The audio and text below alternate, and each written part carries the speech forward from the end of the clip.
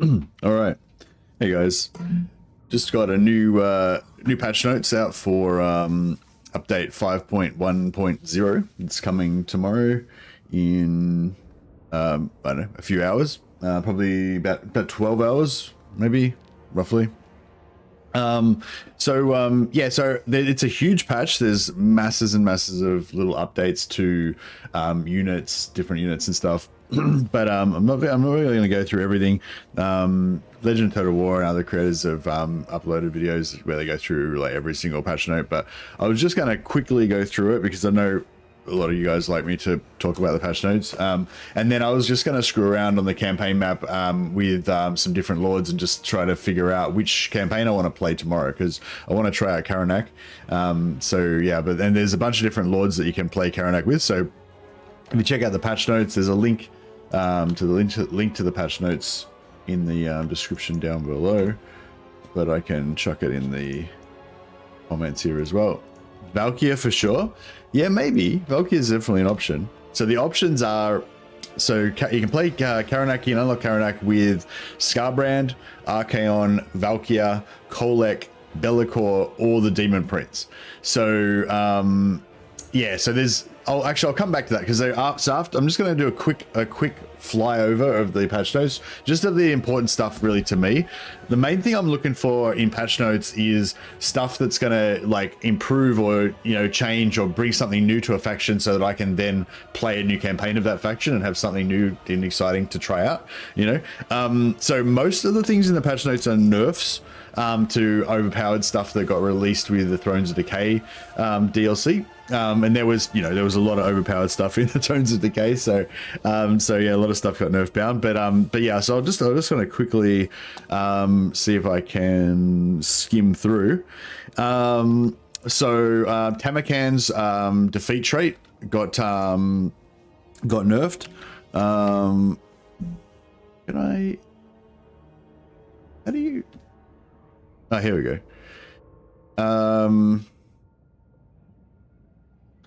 Yes, these are some buffs to Tamarkan's traits. Here we go. Tamarkan's defeat trait. +1 global recruitment is now just +1 local recruitment, and +3 to all hero capacity, which was the big one that a lot of people thought was really overpowered, has been changed to 15% increased XP gain for embedded heroes in the Lord's army, which is, you know, basically useless. Doesn't really do anything now. So yeah, so Tamarkan's just nothing now, his defeat trait basically, which is pretty crazy because he went from being the most overpowered defeat trait of any lord to just being like nothing now. With previous defeat traits that have been nerfed out of the game,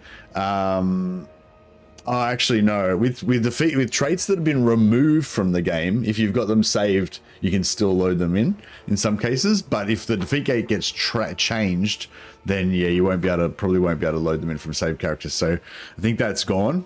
I mean, we've got plenty of lords saved with Tamarkan defeat trait, so if it still works on saved characters, we'll be good, but if not, then yeah, that's gone. Hochland scope, so yeah, so all of the Empire traits that were all stackable and stuff, they're all gone. So the Hochland Scope's hero trait used to be able to stack 15% range on multiple heroes. So you could have like 10 heroes and increase all of your ranged units to like 150% extra range and stuff. You can't do that anymore. Hochland Scope's Lord nerfed slightly.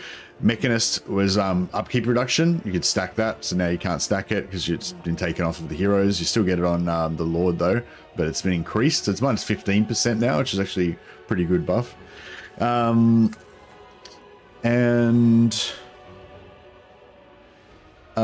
yeah, they added this one was actually kind of cool. Weapon Master, you know, Weapon Master is a trait that's been around for a long time. It's quite good. It adds like, I can't remember what it adds now, like, you know, a bit of armor, some weapon strength, and some melee attack or something like that. So it's quite good to make a killer sort of hero better at killing stuff.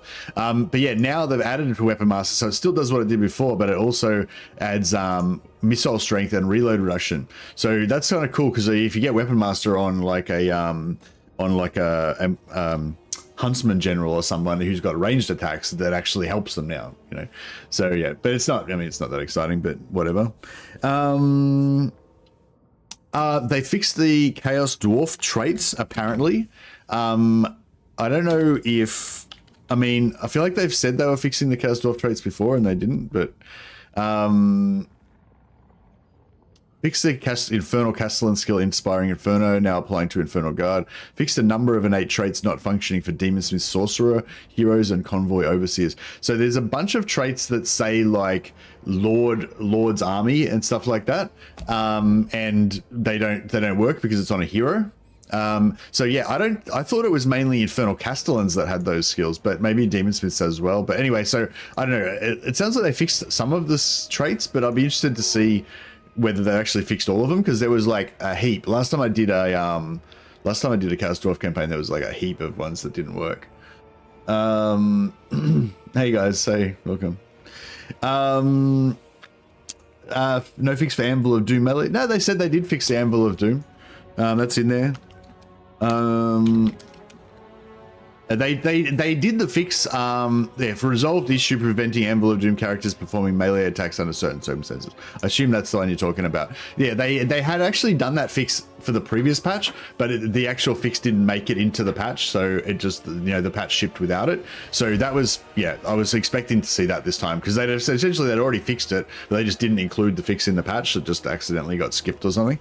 But anyway, so yeah, so that's done. Dwarfs, yeah, so a bunch of the dwarf stuff got nerfed because they, you know, the dwarfs had heaps of stuff. So yeah, big one is dwarf warriors can't be recruited from the main settlement anymore.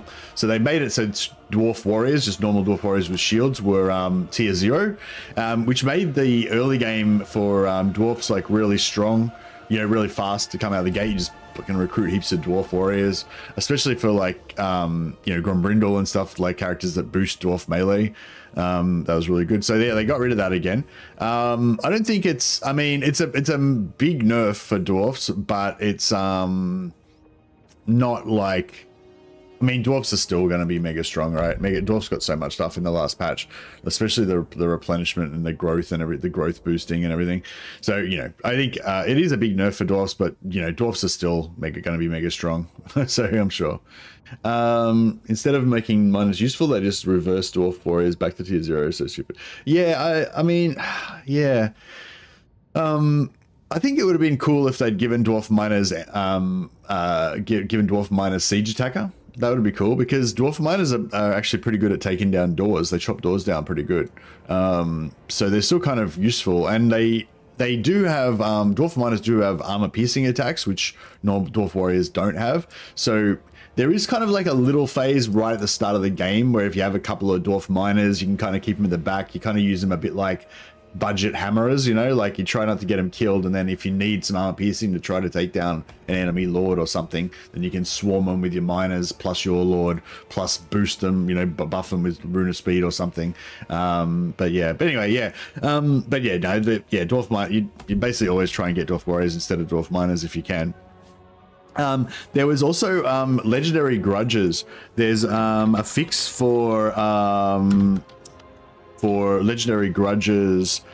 Fixed issue where legendary grudge could abort where the target faction was confederated. I don't know if there's more than one issue with legendary grudges being aborted, but I think that was one of the major ones, and a lot of people were complaining about, you know, doing all their stuff to get the legendary grudges, and, you know, they've killed like 4 out of 5 factions that need to get it, and then it just aborts because, you know, the Chaos Dwarfs confederated or something. So hopefully that fixes most of the legendary grudge aborted things. Because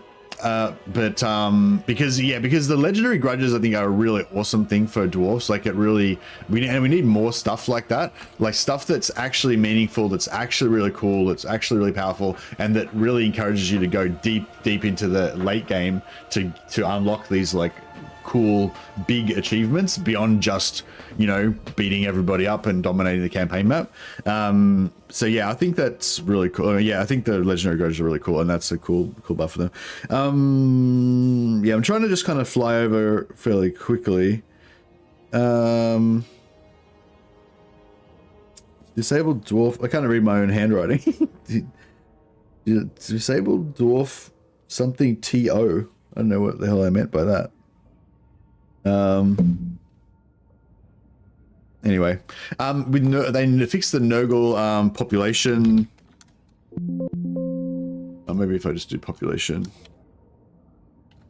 There was, so a lot of you would have noticed when playing Nurgle that tier 2 settlement required fixed level 3 Nurgle settlement. Oh yeah, Nurgle. Sorry, yeah. The level 3 Nurgle settlement building required 3 population instead of Dwarf Warrior tier 0. Yeah, that's right. Yeah, so we covered that. Cool. Yeah, so they it cost 3 population instead of 2 population to get to level 3 Nurgle minor settlement, which I thought was like a feature that they, hey guys, hey, welcome. I thought that was a feature that they intentionally did that for some reason, but it was a very bad, very crap feature that really sucked. So yeah, apparently that was a mistake. So it was only ever meant to be 2 surplus, like every other faction in the game. I think it was really weird that just they pick out Nurgle that's already kind of sucks a bit to make it like even slower and crappier to build up their settlements. But yeah, anyways, but yeah, so that's cool. Oh, Karl Franz. Okay, so this is probably my favorite, best thing about the patch. They've fixed Karl Franz's Emperor skill, not correctly giving Empire State troops increased armor piercing from experience level. I thought it was increased weapon strength and range damage, but yeah, maybe it was just armor piercing. I don't know. So I'm a bit concerned that, I don't know, I'm a bit concerned maybe that isn't fixed properly or whatever, but I'm interested to see that. So what was happening before, it seemed like, was that Karl Franz has this skill where he basically buffs basically buffs all elect account state troops, and he buffs quickly grab it up here, or is it Empire? Bring me to my Franz. Yeah, he gives an additional 5% weapon strength and missile damage per experience rank for all elect account state troops. Actually, oh no, that's a different skill. Actually, I think that's a different skill. So I think maybe they haven't fixed that. Maybe they didn't quite understand what the problem was with that. Yeah, Best of the Empire is a different skill. I think that's something that's in his skill line, maybe. Emperor's skill. Oh no, Emperor's skill, that's his normal. Yeah, no, that's right. I think he's, yeah, Emperor skill is his trait. Yeah, no, that is the one. Yeah. So giving AP increased AP. Yeah. So yeah, I thought the problem was that, okay, so as far as I could tell, the problem in the previous patch was that he gave the increased weapon strength and missile strength, he gave the missile strength boost to Empire State troops, but he didn't give the melee strength boost. So basically, if you have Karl Franz with all of the Empire State troops that use missile weapons, like Zutzen's mortars, the Hochland Gundam and Shorefires, you know, the Stirland River Patrol, like, yeah, all the ones that have ranged, they are getting like a massive boost from him from if they get to rank 9. Whereas all the melee troops, like the Caribou Greatswords and the, you know, Emperors, whatever, they are, yeah, all the melee troops were not getting any boost at all. That's how it seemed to me. But they're saying it was increased armor piercing. So I don't know if they just didn't. Yeah, I'm a bit worried they haven't actually fixed that now. But anyway, so I'm looking forward to seeing if Karl Franz correctly buffs his elect account state troops, because especially I really want to get my Caribou Greatswords, which are like my favorite unit. I want them to be boosted by his 2 different skills, plus his elect account state troops, plus his red line, and just have, like, you know, the most ridiculously powerful Caribou Greatswords just that you can get. So I was trying to do that before, but they just weren't getting any boost from his Emperor skill at all. But yeah, so hopefully that's good. Are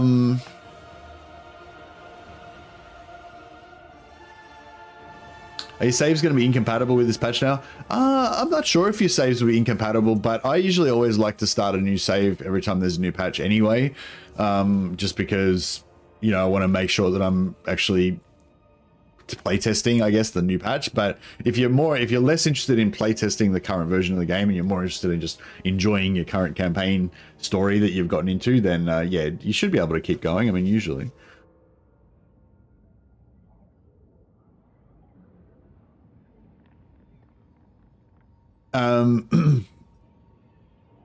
it's not a pointless trait, I wouldn't say. So they so they basically nerfed Hochland long rifles so that it's not, you can't stack it anymore.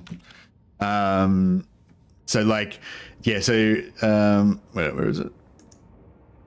Yeah, so Hochland scopes, they changed it from 15% range bonus to a 10% range bonus that now only applies to the actual character. So so it's like, it's not a pointless trait. Like I guess 10% range is okay. Like it's cool, whatever. It makes him a slightly better or whatever. There's other traits I'd probably rather get, but the big deal is that you can't stack it for the whole army. Like, because before it was for the whole army and you could stack it. So yeah, so I mean, so I guess that is like a bit pointless. So it's a trait that you're not going to get. So I guess there's nothing wrong with saying that. But I'm saying, like, it's not that they turned it from a good trait into a shit trait. It's that they stopped it from being something you could stack and put 10 of them in an army and make your army ridiculous. Like, do you know what I mean? Like, it's clearly not intentioned. It's clearly not the intention that you're going to take a unit of free company militia that can shoot 50 meters and then stack a bunch of Hochland scopes in them so they can shoot 500 meters, like, or 250 meters or whatever, it's cool. It's funny, but it's janky and weird, and it's not how it's supposed to be. You know what I mean?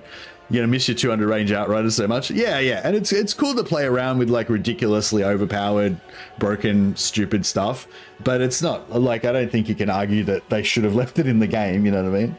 Like, it's clearly wrong. But yeah, I don't know. But I mean, it depends on your point of view, I suppose. But anyway, but yeah, like. Yeah. Anyway, so so a lot of these stackable stuff they kind of tried to get rid of. So they got rid of the Hochland scopes. They got rid of the stackable upkeep reduction for Mechanist Lord that you could get on heroes. Mechanist hero removed. So that means if you've got a bunch of Mechanist heroes already saved, then you should be able to load them back in. Because I think that's how it works. Well, that's how it works with my Boommakers. Like, I've still got Boommaker ogres from before they removed Boommaker, and I can still stack them and have my bloody lead belchers like pounding out 200% damage and stuff. So if they actually remove the trait entirely, you can still load in your characters that have got the trait, I'm pretty sure. But like with this one, how they changed the trait, if you load in a Lord with this trait, it'll just, he'll have the new version of it. But if you load in this guy, then he'll still have the trait, I'm pretty sure.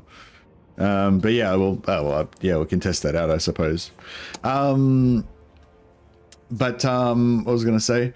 Oh yeah, Vlad. So they've nerfed the shit out of Vlad. Like, I don't know. I mean, yeah. So they got rid of 5 melee defense off Vlad. They returned his ward save into physical resistance. They reduced his resistance from 20 to 15. And they removed his army-wide casualty replenishment, but it doesn't really matter.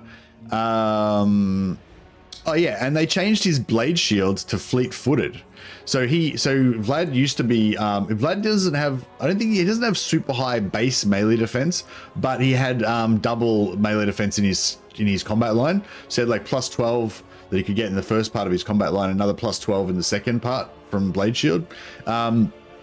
So they've got rid of blade shield and given him fleet footed anyway. So he can still get plus 12 from the first half, but he can't get his other plus 12 from the second half. So, and also they removed 5 melee defense off of him as well. So he's lost, exactly. So he's lost 17 melee defense altogether, which is pretty rough, I reckon. Like, I don't know, like my thing, like somebody was telling me that, well, somebody was saying the other day how they think that Vlad's a crap lord because he can't get a mount, like he can't get a zombie dragon, so he doesn't have the same kind of like damage output that like Manfred does, or even the Red Duke, Red Duke on a zombie dragon cruising around smashing everything, like. Yeah, Vlad can't do that. Like, Vlad's thing is not really to be like a massive damage dealer. It's just that he's super hard to kill. Like, he's a tank, he's a beast, he can't be killed. That's kind of his thing. But now, like, going from, I don't know what his melee defense was before, 79 or 85 or something, going down to 60 or whatever, when he's maxed out, mind you, this is not like, you know, base Vlad, this is like max level Vlad going down to like 60. He's not really tanky, you know, like the tanky characters like the maxed out Thanes, the maxed out Dwarf Lords, the maxed out like Law Masters of Hoeth, you know, they're all like around, you know, 79 melee defense, 85 melee defense. That's like tanky melee defense, you know, 60-ish melee defense is not really, you know, it's okay, but it's not that tanky really. So yeah, I don't know. I'm a bit bummed out about that. I don't know. I feel like that's a bit sad, but I mean, he's still like, you know, I mean, he'll still function, I'm sure. People are sad about Malus. Yeah. So, okay. So the other thing, Malus kind of got the same treatment. They basically said, yeah, Malus is too strong, so we're going to nerf the shit out of him as well. So Malus's bonus ward save, depending on his possession level, is now physical resistance instead. So he doesn't have ward save anymore. He's got physical resistance. I wonder how that works when you confederate him. Did they get rid of the ward save? If you confederate Malus, does he still have the 40 ward save or whatever? Vlad also doesn't get shot to shit by dwarfs. Yeah, well, he's still gonna be able to hide in a melee blob and not get shot, for sure. But yeah. Anyway, I think that was my quick overview of the patch notes. I just wanted to do a real quick flyover. Yeah, probably the only thing that stands out for me as something that inspires me to want to start a new campaign is Karanak. So I want to try out Karanak. Probably tomorrow I'll start a new Karanak campaign with one of these lords, and also Karl Franz. I want to try out Karl Franz and see if I can finally get my my dream regiment of like super buffed Karaberg greatswords going or not. Yeah, so those are probably my two things. I guess I want to play the dwarfs and see at some point and see if they're, you know, significantly weaker, but I think they'll still be fine. Like, you know, like the dwarves are strong now. So yeah, I don't think that's going to slow them down too much. It's not like you're not going to have a tier 1 barracks, you know, like you can build a barracks, like it's a tier 1 barracks. You can build it in one turn, like anywhere you want. Most of the time when you're cruising around stomping everything, you'll be occupying settlements that'll come with tier 1 barracks already in them quite commonly. You can just, you know, recruit some troops when you get a new barracks or whatever. So I don't know. I feel like it's definitely a nerf, but it's not a crippling nerf. I don't think it's, yeah. But anyway, but yeah, so yeah, I want to try Karl Franz campaign pretty much as soon as possible, so we can try out see if he's actually fixed properly or not. If he's not fixed, I'm going to be trying to get them to fix him. But yeah, for tomorrow, I wanted to try one of these campaigns: Scarbrand, Archaon, Valkyr, Kolek, or Be'lakor. So I was actually thinking about just screwing around with some campaigns, just starting out and just starting them up a bit and checking them out and seeing how I'd feel about them. We don't know how you actually unlock. We don't know how you actually unlock them yet. So I assume, because it's a legendary hero, I assume it's probably like you have to just get to level 12, and then, you know, you have to do some stuff, kind of like A Cold Hellbrass and and co. But what, you know. So yeah, so I guess the mission will be just get to level 12 as fast as possible, and then, you know, figure out what you got to do to unlock him. So yeah, Scarbrand is probably like the obvious choice.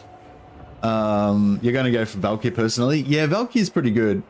I played Valkyr recently. I was also thinking about going for like Archaon or Kolek, and like going for like a Khorne theme, because normally when I play Undivided I go for Khorne first because of the money boost. Excuse me.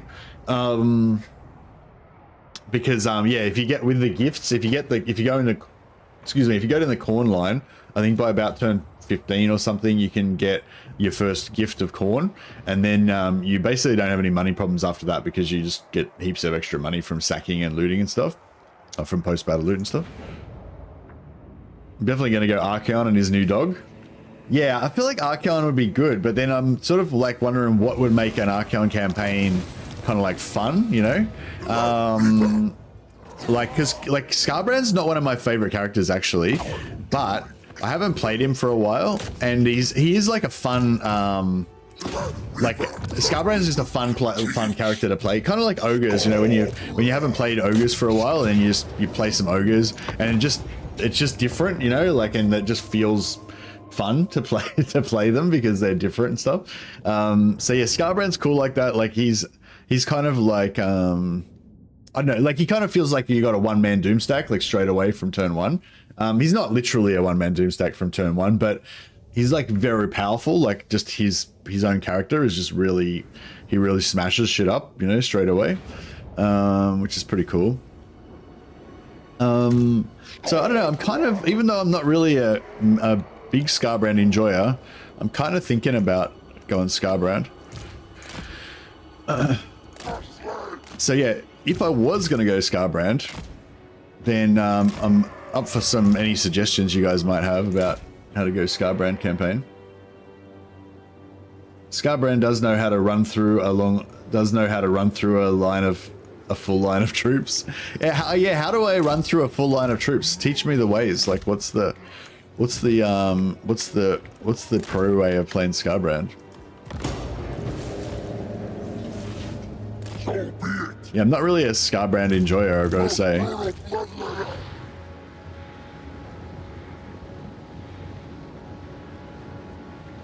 So what's this one do? I haven't played Scarbrand in ages. This one this one rampages everybody around him.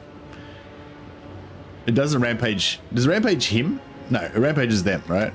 So I can like run up and rampage stuff to disable them. Aim for the troop behind them and he kicks through. Okay. Change one further away when he starts charging. Okay, perfect. Thanks for that, guys. I'll give it a shot. Although we have to get rid of these. We have to get rid of these ball boys first, don't we? Because you won't be able to kick through ball boys, will he? Oh yeah. They changed collision attacks.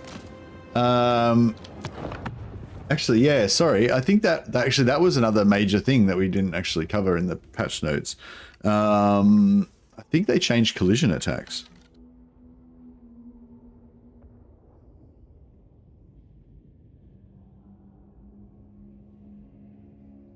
Sorry. Yeah, so collision attacks. We've added collision attacks to several large units in this patch. Collision attacks are an alternate form of melee attack that is attempted when the entity collides with enemies while charging or attacking. That was not, I'd had the collision attacks and everything explained to me by someone at CA a while ago. And they'd, like, it was in the context of talking about charge damage, and they'd said that, like, collision attacks activate when you're charging, right? So I thought, well, I don't know if it's changed or if it was always that way or whatever, but I thought collision attacks like impact damage could only happen if you were charging. But yeah, or attacking. So if you play an attack animation, then you can collision attack while that happens, and that actually makes a lot of sense because I remember that corn chariot that they've got, the big beast one. I can't remember what it's called now, but yeah, it'll come in, it'll hit some infantry units, and then it'll do an attack animation where it sort of like lurches forward. And also the Stonehorns do it for ogres. Like they'll hit into the infantry and then they'll play their attack animation, and their attack animation is a little like short little burst forward charge thing, but they're not charging that per se, they're attacking. But yeah, and that actually does collision attack on them. So that's actually cool. I didn't realize that before. So you can collision attack when you're attacking, when you're playing an attack animation. Primarily present on chariots and some large entities. These have internal cooldowns and maximum target list defined on a per unit basis. So yeah, that's interesting. So yeah, so they said they've added collision attacks to several large units, but they don't say which units. Yeah,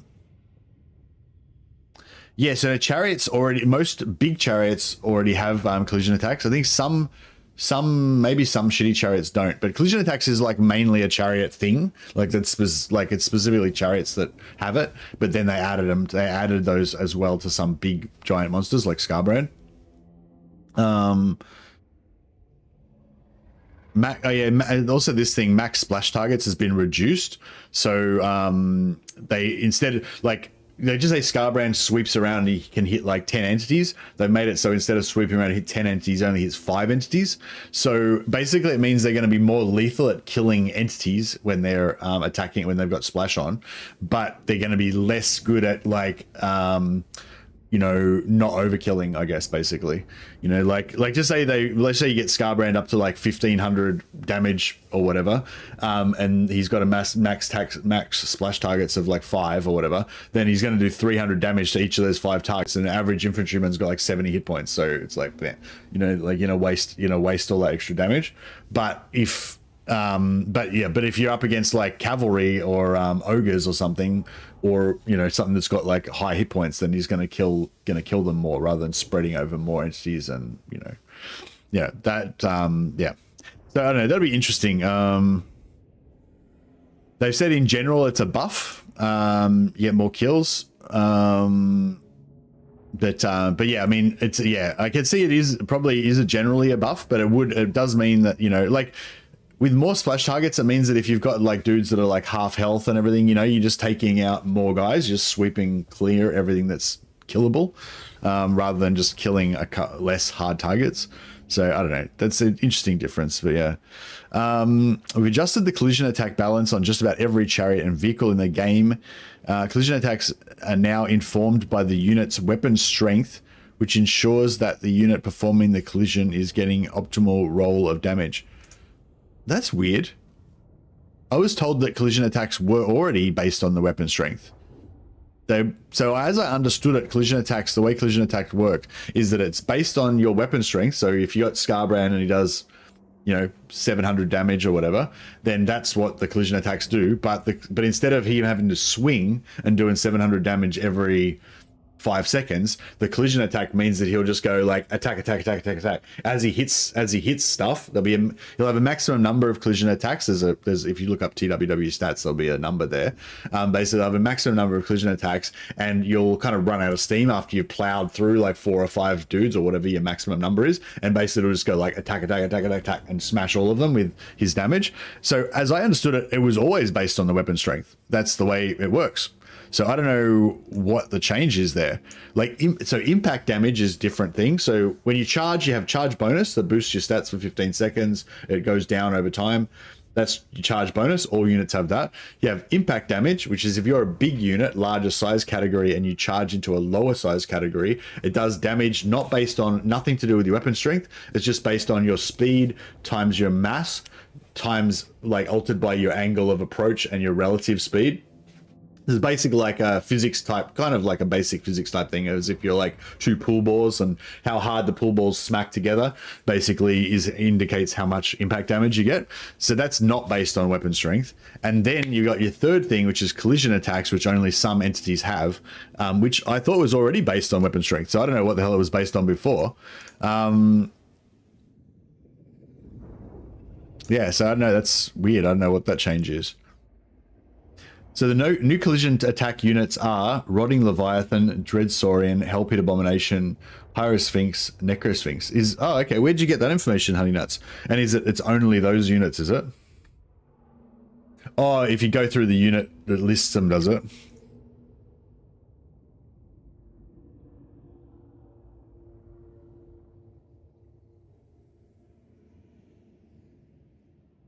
Enable collision attacks. Oh, okay. So you can go through and thanks, Honey Nuts. Thanks. Yeah, just go look enabled collision attacks. It seems like they, yeah, it seems like they, yeah, it seems like they're saying that they've fundamentally changed the way collision attacks work somehow, but it's just the same as, like, that's how I thought it already worked. So I don't really get what's going on there.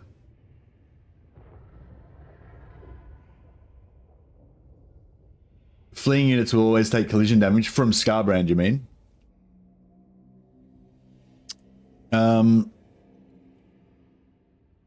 Collision is getting... So, now informed by the weapon strength, which ensures that the unit performing the collision is getting the optimal roll of damage.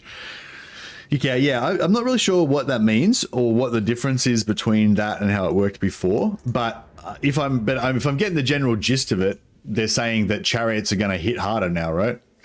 So that's interesting.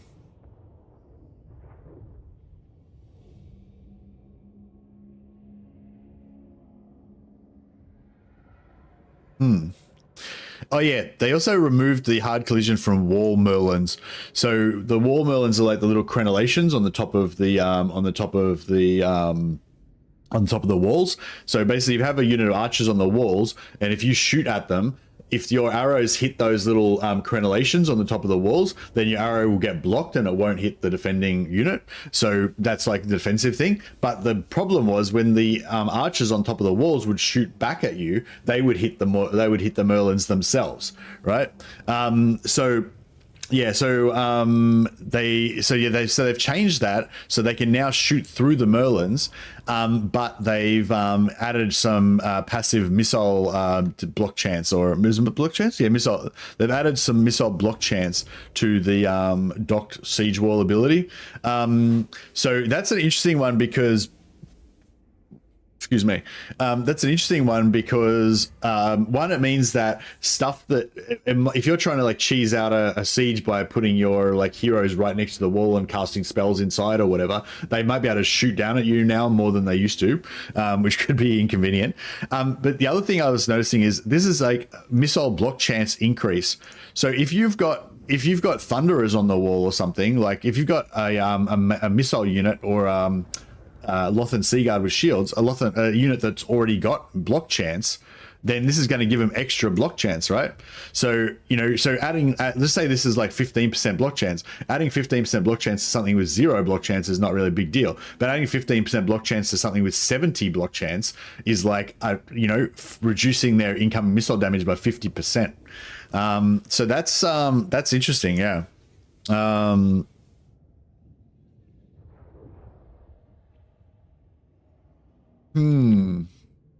Gold shields, let's go. Yeah, that's it. Some units shot into the gatehouse last patch on some maps. Yeah, I noticed that as well. Sometimes when you're attacking the gate, you get shot by the stuff on the walls, and sometimes you don't. I wonder if that block chance is still directional. Yeah, I don't know. I mean, you would assume it would be 360. I'm not sure how you would figure it out. How do I draw out these insufficient slaughter here. I'm just like, well, in between talking about the patch notes, I'm just practicing my Scarbranding. So what do? Wait till he's charging and then just charge the back guys? Oh no, I think I fucked it up, right? No, did it work? I don't think it worked. Yeah, I don't think I did it right.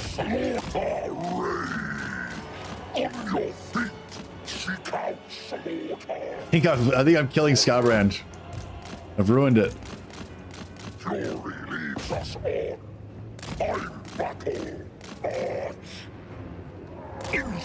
You can use guns to shoot on. Yeah, so that's the whole point of it now. We should be able to use guns to shoot onto the walls. Oh yeah, he did a bit more. I don't know if he was charging. I think he was just doing his combat animation. I'm gonna get out so I can do some more charging, but I'm stuck with these. There's pigs everywhere. Too many pigs. If you land it, you'll know. Yeah, okay.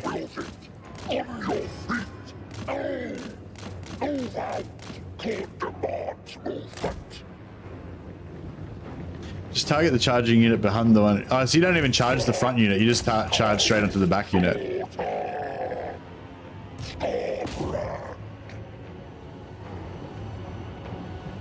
Oh, there it is. Okay. So you just like walk up to the front unit basically and then just charge the back unit. You don't even really worry about it.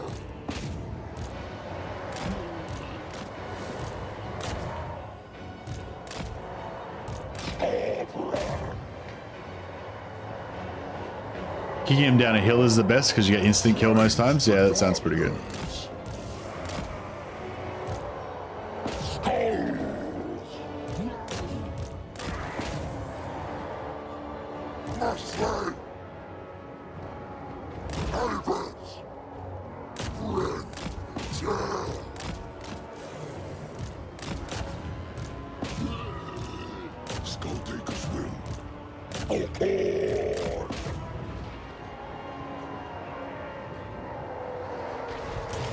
Just need a unit between you and the one you're charging that's fairly close. Yeah, that makes sense.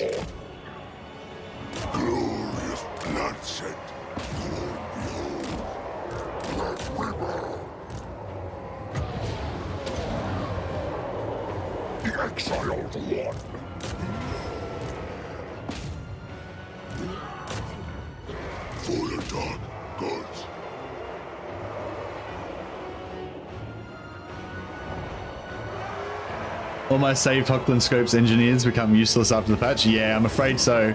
But your if you got any saved Mechanist engineers, then you should still be able to use those.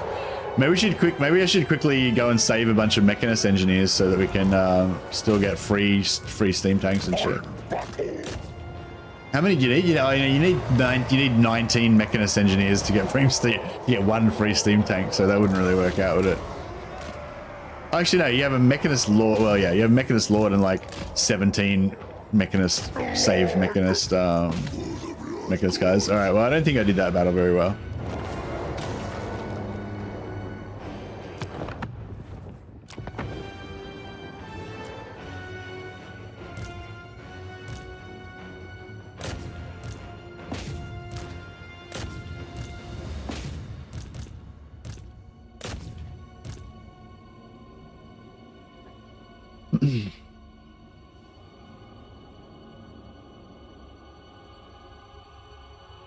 Here's a really fat charge range, yeah. And my dogs fucking missed. They were supposed to be attacking that. Dickheads. Oh well, whatever. It is what it is. But yeah, I don't know. I sort of, yeah, I'm not sure what to play. So just to recap, we're trying to figure out whether we want to play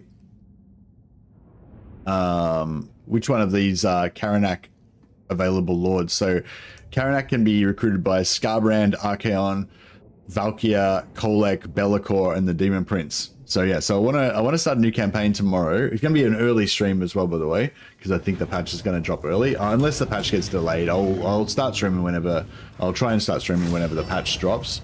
But yeah, so I want to try out Kolek, try out Karanak, sorry. But yeah, I mean, I generally enjoy Warriors of Chaos. I generally enjoy Warriors of Chaos more than Demon Prince or Scarbrand. But I don't know. I mean, like I said, I don't play Scarbrand much, so it makes him nice and like fresh and, you know, fun to play. So I don't know. Maybe one possibility I was thinking about was, when do you unlock your teleport?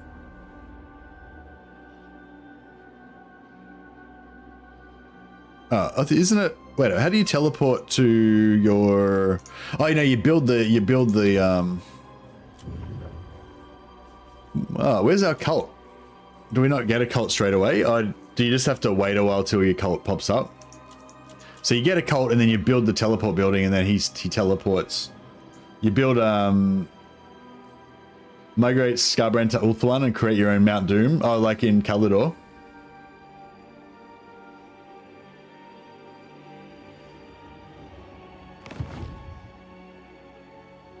I wonder if chariots will be decent now, if that's what they does kind of go. Yeah, I mean I don't really understand what the exact change is, but yeah, I mean I assume it means that the chariot's going to be better now. They're going to be stronger, right? That was the gist of it. I just don't know, you know, what the difference will be exactly. I just actually no, I'll fight this one just so I can practice my I'll practice my charging again. I've got to, if I'm going to Scarbrand, I need to learn how to kick dudes around. But yeah, I don't know, like last time I did a Scarbrand campaign that I enjoyed, I focused on being allies with Malagor, and just farming allegiance points, because you can set up a nice, well, if you're lucky, you can set up a nice allegiance point farm with Malagor at the start of the game, and then just keep farming quests over and over again, so you can keep constantly recruiting more and more Beastmen units. It's not like it's not like a huge advantage. It's probably arguably it's not even really an advantage at all in terms of power level to your campaign, but it's more of a flavor thing. I like getting, I like having free Beastmen, having like 4 free Beastmen units in all my armies. Mercy, they're buffing Mechanist from 10 to 15 upkeep percentage. Yeah, they're buffing the Lord's version of Mechanist from 10 to 15%. So that's pretty cool. That's not bad. But they've got rid of they've removed entirely the the hero version of Mechanist. I didn't really like the Mechanist trait that much anyway. It's only 5%, so it's kind of a, like, yeah, it's not very good. But yeah, but I think if you saved Mechanist heroes, because they're removing the trait from the game entirely, I think saved heroes will still work. Because my saved Boommakers ogres still work. So do you reckon it's better if I engage first to sort of pin them down, and then I can get some better charges with Scarbrand, or should I just kind of like, I feel like the whole point of Scarbrand is just run around sort of charging stuff.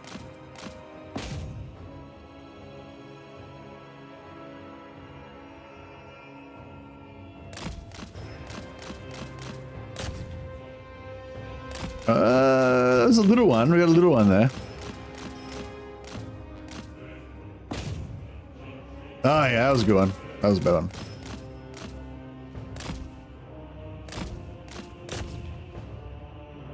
Nah, a little one.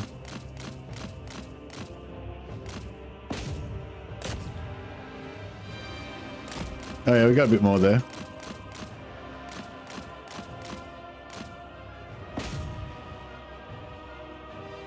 That was a good one.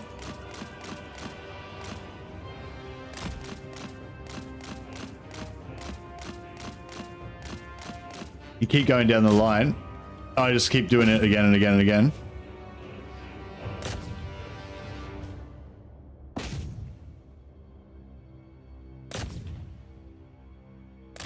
Oh.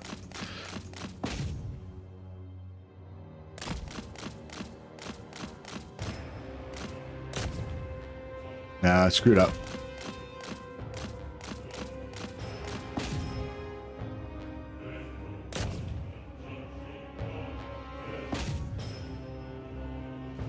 Oh, yeah, we got there then.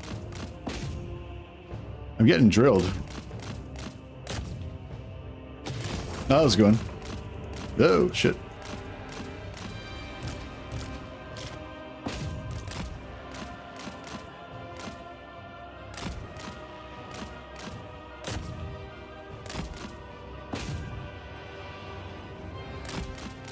All right, I think I've got the idea. I mean, I'll probably get better. Probably get better over time. Practice makes perfect.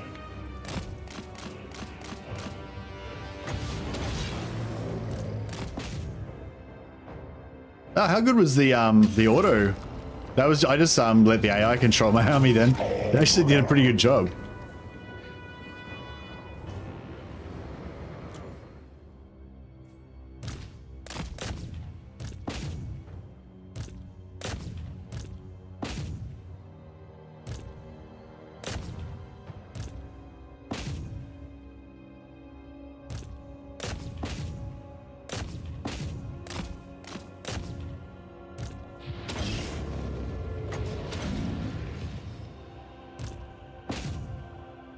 They obliterated Tamakan's defeat rate? Yeah, it's gone. But yeah, I was sort of thinking maybe what I'll do is I'll do my, because sometimes I like to do like a, you know, like I think I did like a Scarbrand, no Scarbrand campaign one time, but it was kind of boring, so yeah. But yeah, so maybe what we'll do is like a Scarbrand, but Scarbrand's left campaign. So Scarbrand can just teleport off to a cult somewhere and just go and create carnage, you know, in the Chaos Wastes or something, and we can just leave his commander, you know, Mercy on the Betrayer, who can just stay here and slay.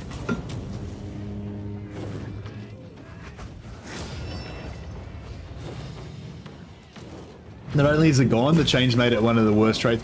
I know, like, why did they make it so bad? Like 15% increase for characters in the army, because like by the time you get Tamakan's campaign trait with most of the factions, like 15%, like your character's already going to be like level 20 plus, so who cares about 15% increased experience gain? At least with Nakari's one, it's like 5% increase in experience gain, but it's stackable and it's for your entire faction. So if you farm him over and over again with different lords, then you eventually get like a really fast XP for your whole faction, which is kind of cool. Like, it's not really worth doing, but so for this one I want to occupy it. Wait, if I summon the blood host, can the blood host occupy it? I think they can, right? Yeah, so I can get the blood host to occupy that next turn, I think, if I'm correct. And he cruises up there. And then we put another army over here. Murderer. That sounds pretty good. What's casualties captured post battle? Do we need casualties captured post battle is for skulls? No. How do you does Khorne have a capture mechanic, like that gives you currency based on capture? I don't know. I assume you just get skulls from kills. Or maybe the skulls you get from kills aren't counted because they're all crushed in and stuff, so you got to get captives so you can sacrifice them and get like nice perfect skulls.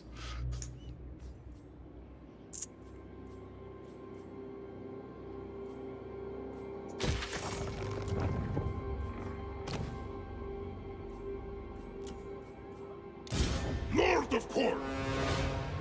Why occupy? So I'm trying to like set up a allegiance point farm for Malagor so that I can basically get Malagor as an ally and then constantly farm ally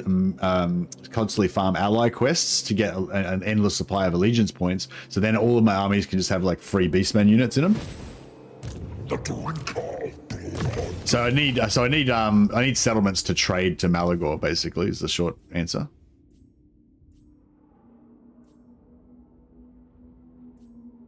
But yeah, so for anyone who's not familiar with Khorne, normally you don't need to worry about occupying. You just raise everything, and then as long as you own one, like you'd occupy like the capital city, and then you raise all the minor settlements, and then the capital city will just kind of like slowly auto settle the other lands for you without you having to actually do it yourself.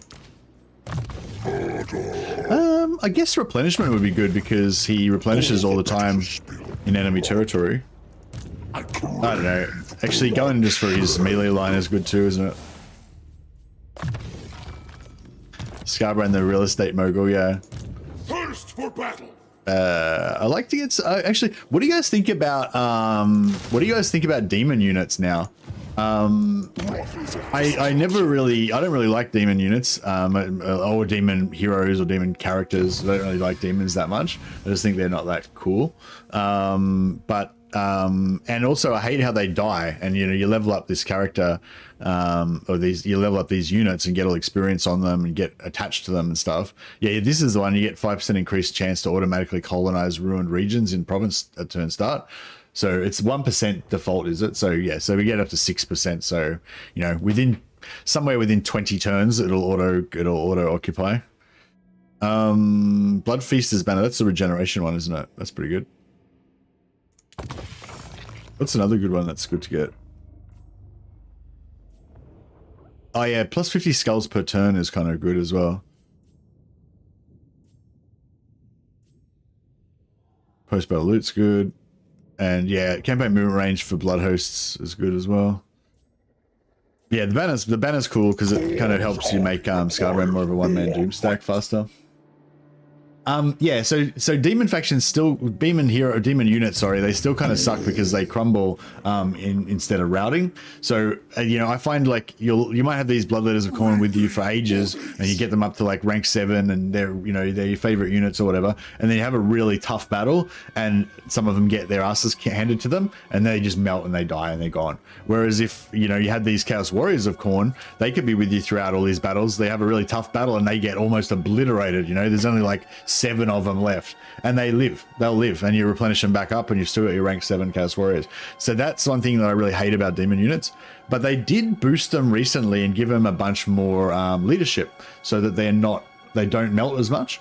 And yeah, I tested them out a bit with Slaanesh campaign the other day, playing as Demonettes of Slaanesh. I had 2 Demonettes of Slaanesh that you start off with your Slaanesh campaign, and also hired a bunch of Chaos Furies. I ended up having about 5 of them, and yeah, they were noticeably well. The Chaos Furies were really good. They're a really good unit. They seem really strong, and the demon units in general seem to be a lot more durable. They seem to, yeah, they seem to survive a lot more. Like, I still had those 2 units of Demonettes of Slaanesh that I started the campaign with. I still had them on like turn 20, which is like unheard of. Like unheard of. They always die at some point. Yeah, Demonettes just melt away like ice in summer. Yeah, that's right. But they're better now. They're not as bad anymore. I was using them exclusively mixed in with other infantry. I think that's a thing with Demonettes. Like, if you have a whole army of Demonettes, they'll be pretty lethal, but at the end of every battle, like, a couple of them will have gotten wiped out, you know. Whereas if you have a whole army of mortal units, you have a couple of Demonettes kind of mixed in to the blob, and you don't use them kind of independently too much, so that they don't get fired up, you know, focus fired too much. Like, I don't know, maybe, yeah, I'm not sure, but anyway, all I know is they survived, which I thought was cool.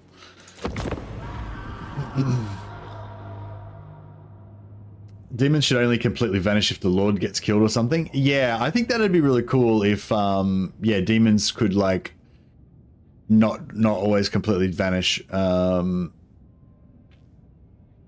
I don't know maybe what they could do is make it so that demons, if the Lord survives, it's like those demons like bound to that Lord. Nah, but then you're kind of like making up lore though, then that maybe doesn't really exist. Oh yes, you need skulls to occupy though. So I don't know if that's a good idea.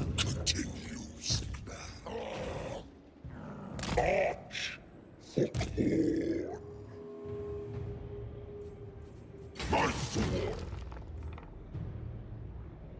One commands, I go. The patch is out in 11 hours or so. Yeah. Yeah, no, the patch is not out yet. So I'm sorry, I'm just playing around with different campaign ideas to see what I want to play tomorrow. So I want to play somebody with corn. You'll eventually get, I need to occupy floating village, and then I need to farm this. Yeah, I think we can do it. I think if we occupy that, and then we occupy floating village, I think that'll do the job. Low funds. Oh, goddamn. Can we diplomacy our way out of this problem?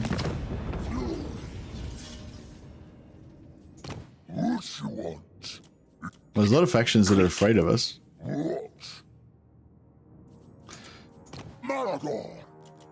Let's just randomly declare war on a bunch of Crooked Moon mutinous skits. Are they up here somewhere? Oh yeah. Yeah, that's fine. Shower me in gifts, or you die by my claw. Right, yes. Just need like I don't know, like another 500 gold or something. Ready. You moke. How far away is Arachnoros? They're right next to us, aren't they? Yeah, kind of annoying. Who are those dudes? Yeah, fuck. Let's play one of those guys. The great king and his found consent. God damn, Tomb Kings are always broke. Is that enough? That should be enough, shouldn't it? Oh, that's sorry. Number one biggest best fix in the patch. They fixed the bankruptcy attrition.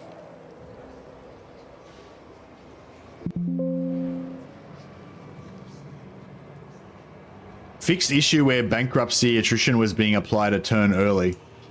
Okay, that's like the number one thing that they needed to fix. That was like the worst bug. Fucking that shitted me so badly. But yeah, so in the current version of the game, some of you guys may not have noticed. Basically, if you have bankruptcy attrition, so see right now.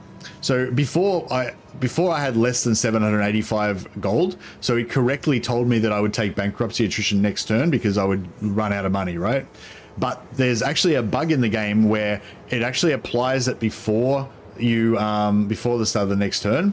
So right now, even though it says it's not warning me because it's saying I'm not going to get bankruptcy attrition, I actually am, because you need to have double that amount.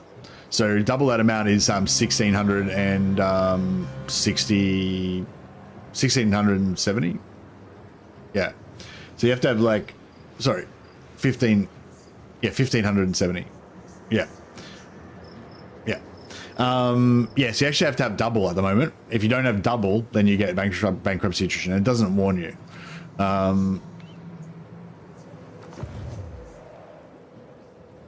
Yeah, old campaigns should still work in 5.1, but yeah, if you want to have everything, I usually like to start a new campaign at the start of each patch though, so you just can make sure that everything's functioning as it should do and everything. But if you're more interested in continuing on the storyline of your current campaign, then I totally understand. We need a tiny bit more cash.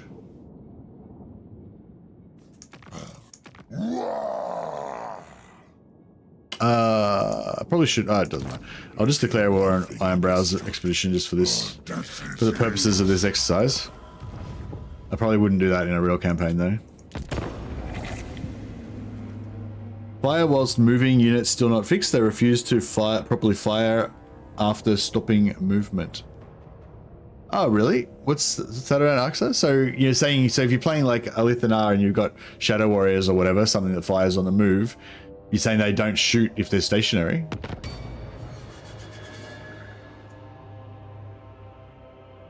I don't know. I feel like I played Alithanar recently and they were shooting. The blood gods demand sacrifice. Can Scarbrand sack? For the blood god. I'm not sure if Scarbrand can actually sack, can he? Their icon gets stuck on moving even when they don't move.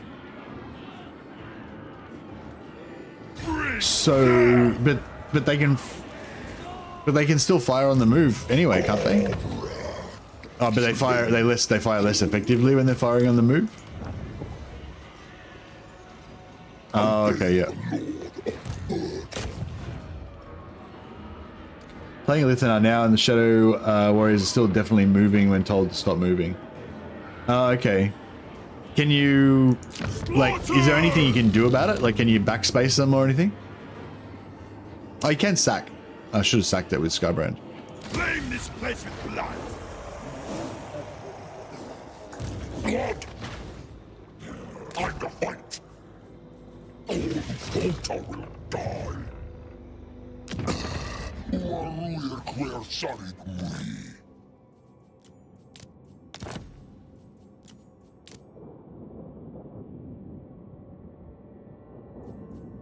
Alright, so we'll sell him Agrul Midgal. That'll give him plus 40 relations with us and a non-aggression pact.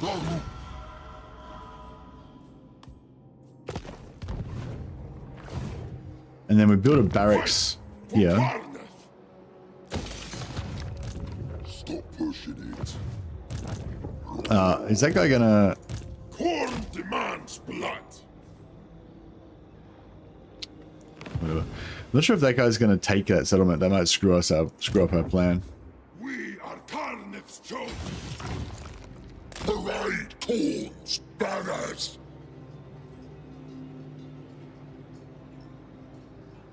My pirate slayers were shooting while stationary. Can you like hit backspace to get him to stop or anything, or just nothing will make him stop?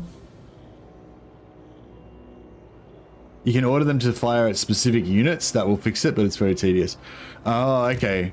Oh, actually, okay, so that could be good. So whatever you say, select right click on like any unit, even if it's out of range, and then hit backspace. Would that fix it? Gorn is pleased this day. The harbinger of Which one's the one that gives you physical repair? harder. More strength. More. Yeah, so I think these guys are going to wreck my shit by... Oh no, there's a river there, so hopefully they can't make it.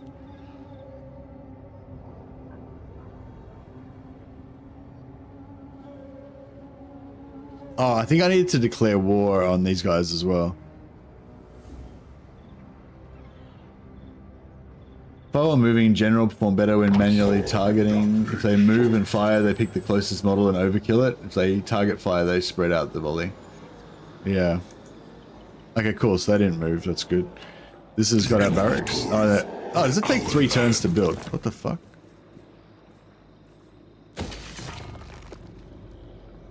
Oh, alright. That sucks. The drinker of blood.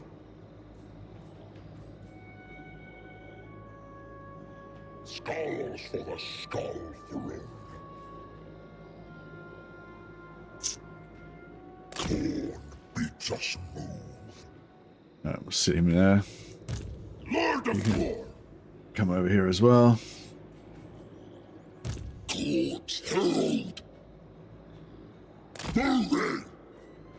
Herald arrives.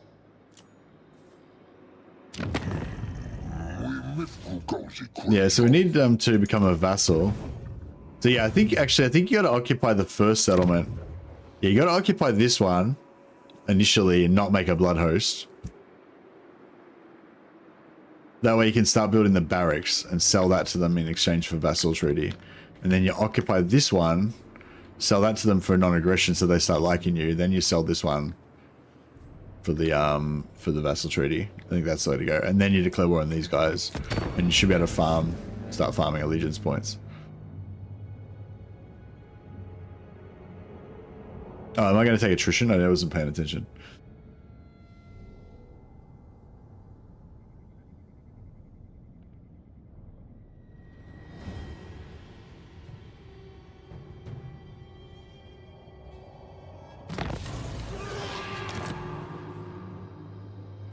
Live to fight. Rage, fury, wrath.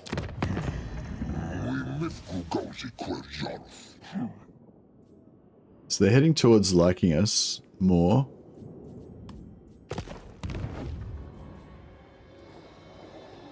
Exalted through slaughter. Spread slaughter. Moving out.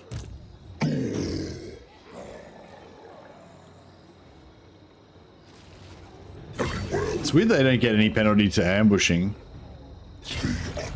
Valkyrie gets a penalty for ambushing, but these guys don't.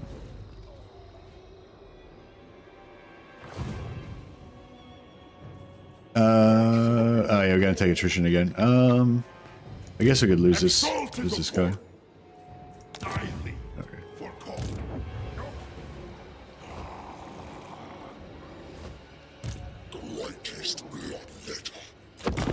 No, let's see if this works. How do you play him? Just perma sack? Play who? This guy, Scarbrand.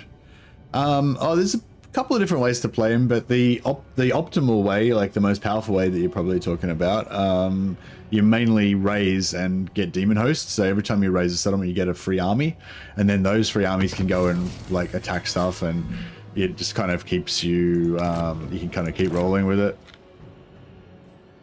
And if these demon hosts keep their like rage meter up, then you get global growth boost, and replenishment, and global recruitment reduction.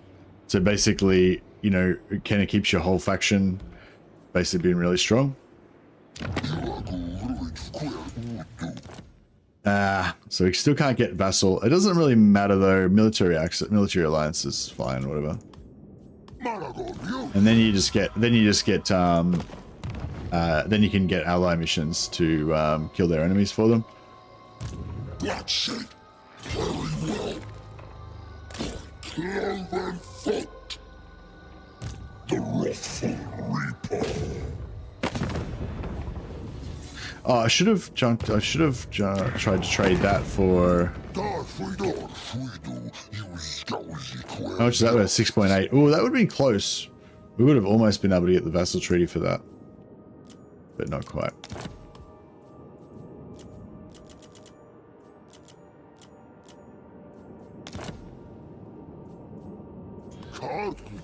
Hey, Big Tuna. To get Greenskin, what DLC or Warhammer do I need to get? Warhammer 1, Demon Pharaoh. Warhammer 1 gives you access to the greenskins. Warhammer, you can usually get it on special. If it's not on special on Twitch, I mean, if it's not on special on Steam right now, you can grab it on Instant Gaming. Should be on special on there. And make sure you get a Steam key. And Warhammer 1 will give you Azag the Slaughterer, Scarbrand, no, not Scarbrand, and Grimgore Ironhide. And then there's a couple of DLCs that you can get. One is the Grim and the Grave. No, not the Grim and the Grave. I don't know. Then you can get another DLC that gives you Grom the Paunch, and there's another DLC that gives you Scarbrand. But yeah, and I'd especially recommend the Grom the Paunch DLC. It's really good. But all of them are good. Warden and the Paunch. Yeah, Warden and the Paunch gives you Grom the Paunch. He's probably the strongest out of all the Greenskin Lords. But they're all good. They're all fun. Wurzag you get I think you get Wurzag for free as well. I think he's with, you get Wurzag with Warhammer 1 as well. So if you just buy Warhammer 1, that's probably the best thing to start with. You get, you get Wurzag, Grimgore, and Azag. And then if you like greenskins, then I'd recommend you get Grom the Paunch, the Warden and the Paunch DLC, and also the Skarsnik one, which is the King and the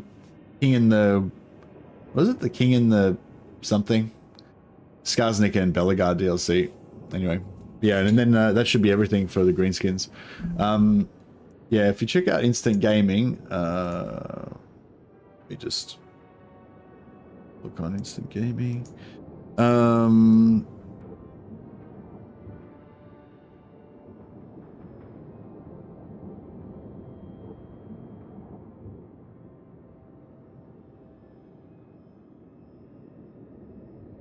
King and the Warlord is the DLC I was talking about. King and the Warlord is $5 Australian right now on Instant Gaming. And where's Warhammer 1? I'm not sure if Warhammer 1... Maybe you can't get Warhammer 1.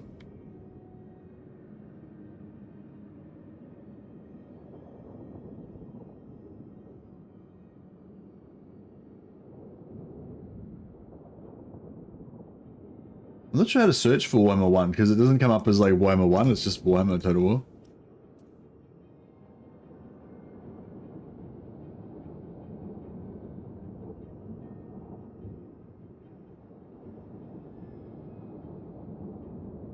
Yeah, I don't know how to find I don't know how to find Warhammer 1 on I reckon they probably got it, but it's just like you can't search for it. Maybe if you look up, maybe you click on one of the other ones and then it will have like suggested. Yeah, I don't know. Maybe it's not on Instant Gaming. Does anyone know anyone else you can get it on special? You should be able to get it on special. Yeah, I don't think it's there. Yeah. Try where else can you get stuff from? CD keys. Yeah, you can get the King and the Warlord and get the DLCs, the other DLCs from Instant Gaming.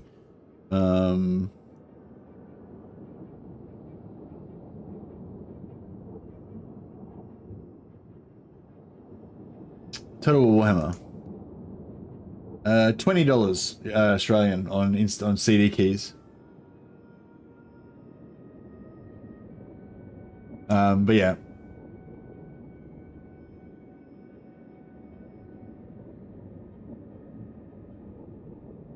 Actually, $20 is probably like the same price as Steam. Hey, you may as well just get it on Steam.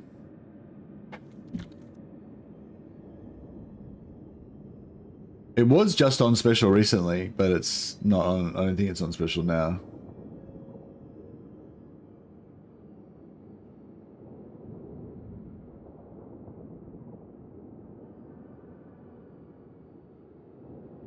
I reckon they should list Warhammer 1 and Warhammer 2 as DLCs for Warhammer 3, so you don't have to navigate around to all the different pages.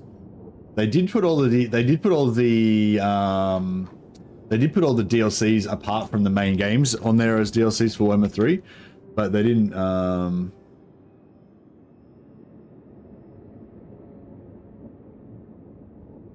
Man, I can't even find Warhammer 1 on Steam either.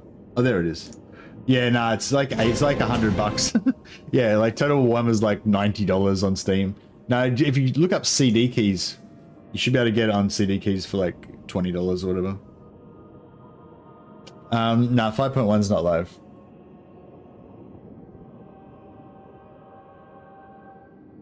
Yeah, you can get King and the Warlord and the Warden and the Paunch on discount on Instant Gaming. But yeah, Warhammer 1, I think you got to get it from CD keys or from somewhere else. Oh, is that another website called deal.com? Elder Paper suggested Elder Paper Towel suggested deal.com. But yeah, I don't know those websites, so I can't guarantee their veracity or anything. But Instant Gaming I know is legit. Hey, old fart, how you going, buddy?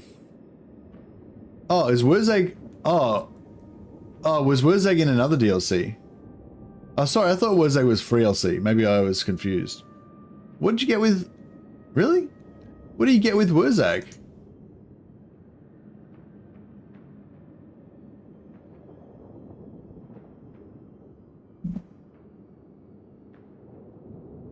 No, Wurzag's a free legendary lord. Yeah, he's free LC. You don't need to. I think he came as free LC along with the Prophet one, but he didn't cost anything.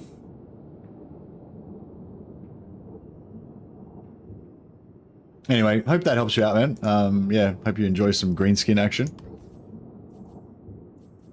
Yeah, you can't post links in the chat. I think streaming services block that shit automatically.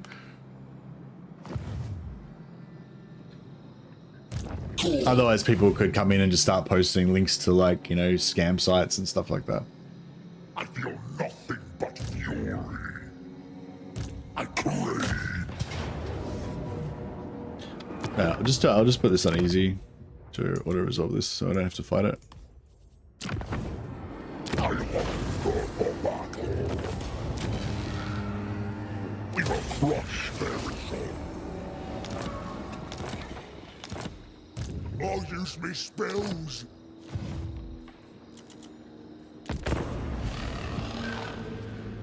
Yes, glorious slaughter.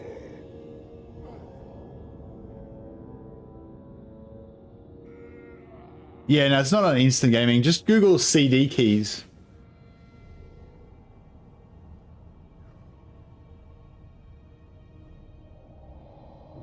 Or, oh yeah, or check out isthereanydeal.com, says Alpay Patel.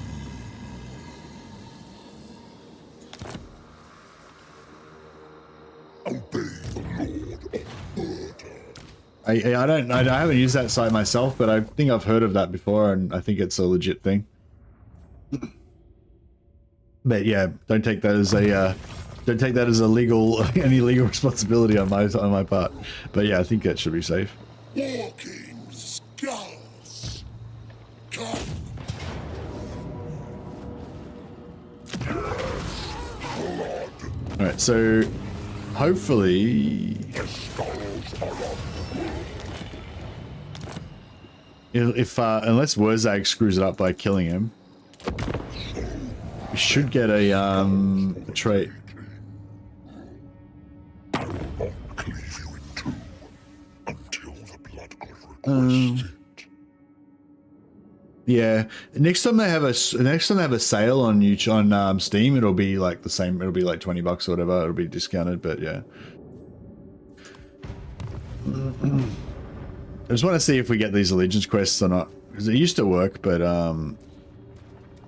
I don't know, maybe I was too slow or something. It's like with the Allegiance quest, sometimes you can get it happening and then it'll just reliably keep spawning on every turn over and over and over again, and it's really cool. But I don't know, if you can't get them to spawn, like it's hard to know how to make them spawn. Okay, perfect. Yeah, so it's happening. It's working. So see, we've got this defeat army. So we accept the mission. Now we get 15 allegiance points.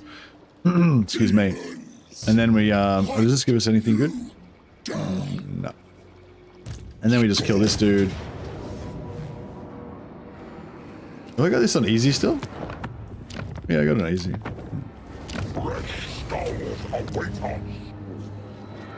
Wizeg's free is just a savage, yeah. So yeah, so basically I just sack that. That gives me 15 allegiance points, which is enough to buy like 2 oh yeah, so another thing you can do is you can build up the settlements before you give it to him. So if we want to, we'll get another settlement. So these ones are, we're not getting that much interesting stuff, but we do floating village, yeah.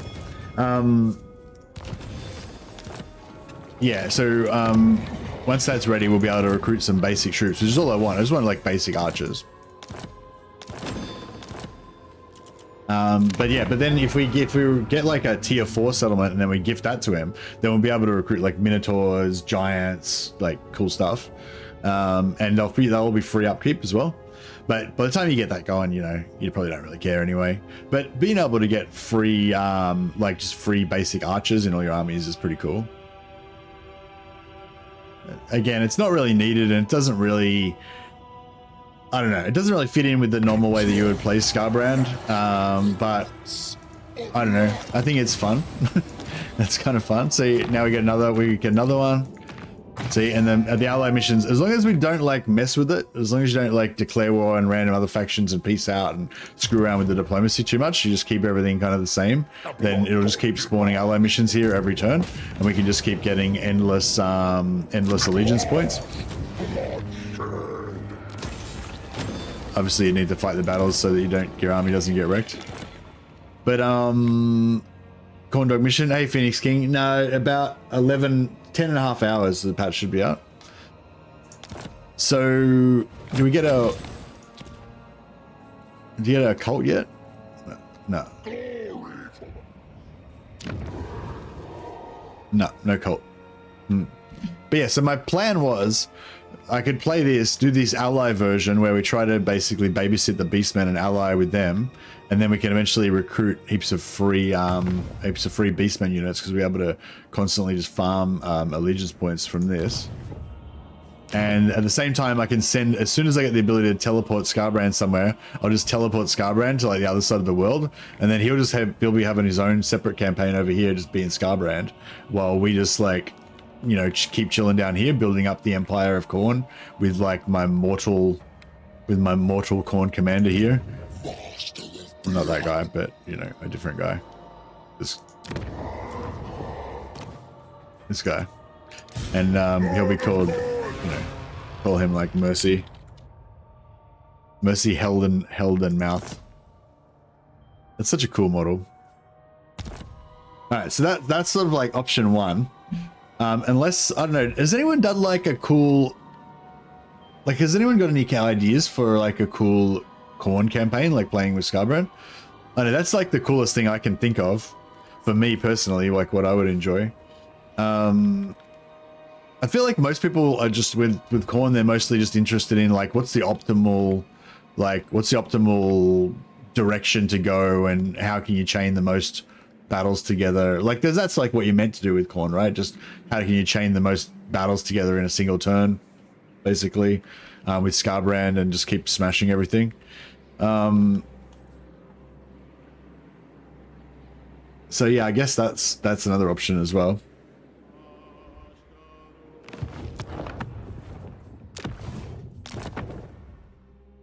I haven't played Be'lakor for a while. Be'lakor could be fun, I guess, just to kill, so we could kill the Empire. Empire's blessings, so these are all the factions that get that are going to get Karanak tomorrow. So my two for the new oh shit, did I delete it? Yeah, for the new DLC, basically. Oh shit, sorry. For the new DLC, I think basically my priorities are playing one of these factions, so we can try and unlock the dog, or playing Karl Franz, because apparently he's boosting his buffs to elect account state troops is actually fixed now. So I'd really like to try that out. I think Bellicor with Karanak for hound buffs would be cool. Yeah, well, let's yeah, that's an option. So with Bellicor, yeah, so Bellicor gets this: human lords can be corrupted into becoming demon princes when defeated in battle or targeted by heroes.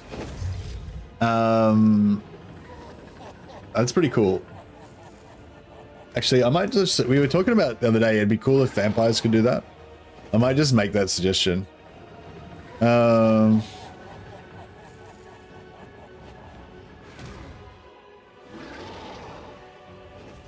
So what would be like live game?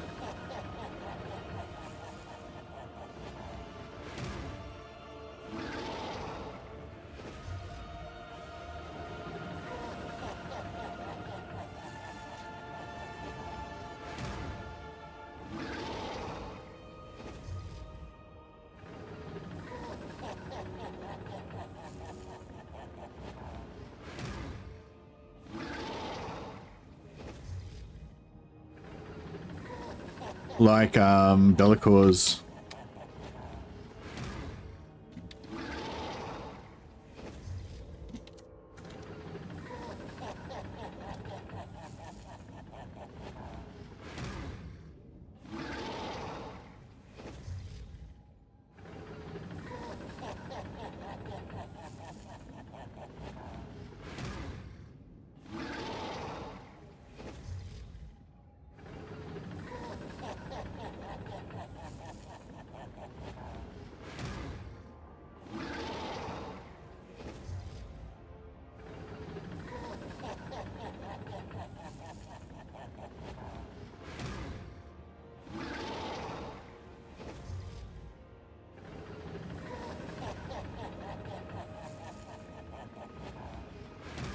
Alright.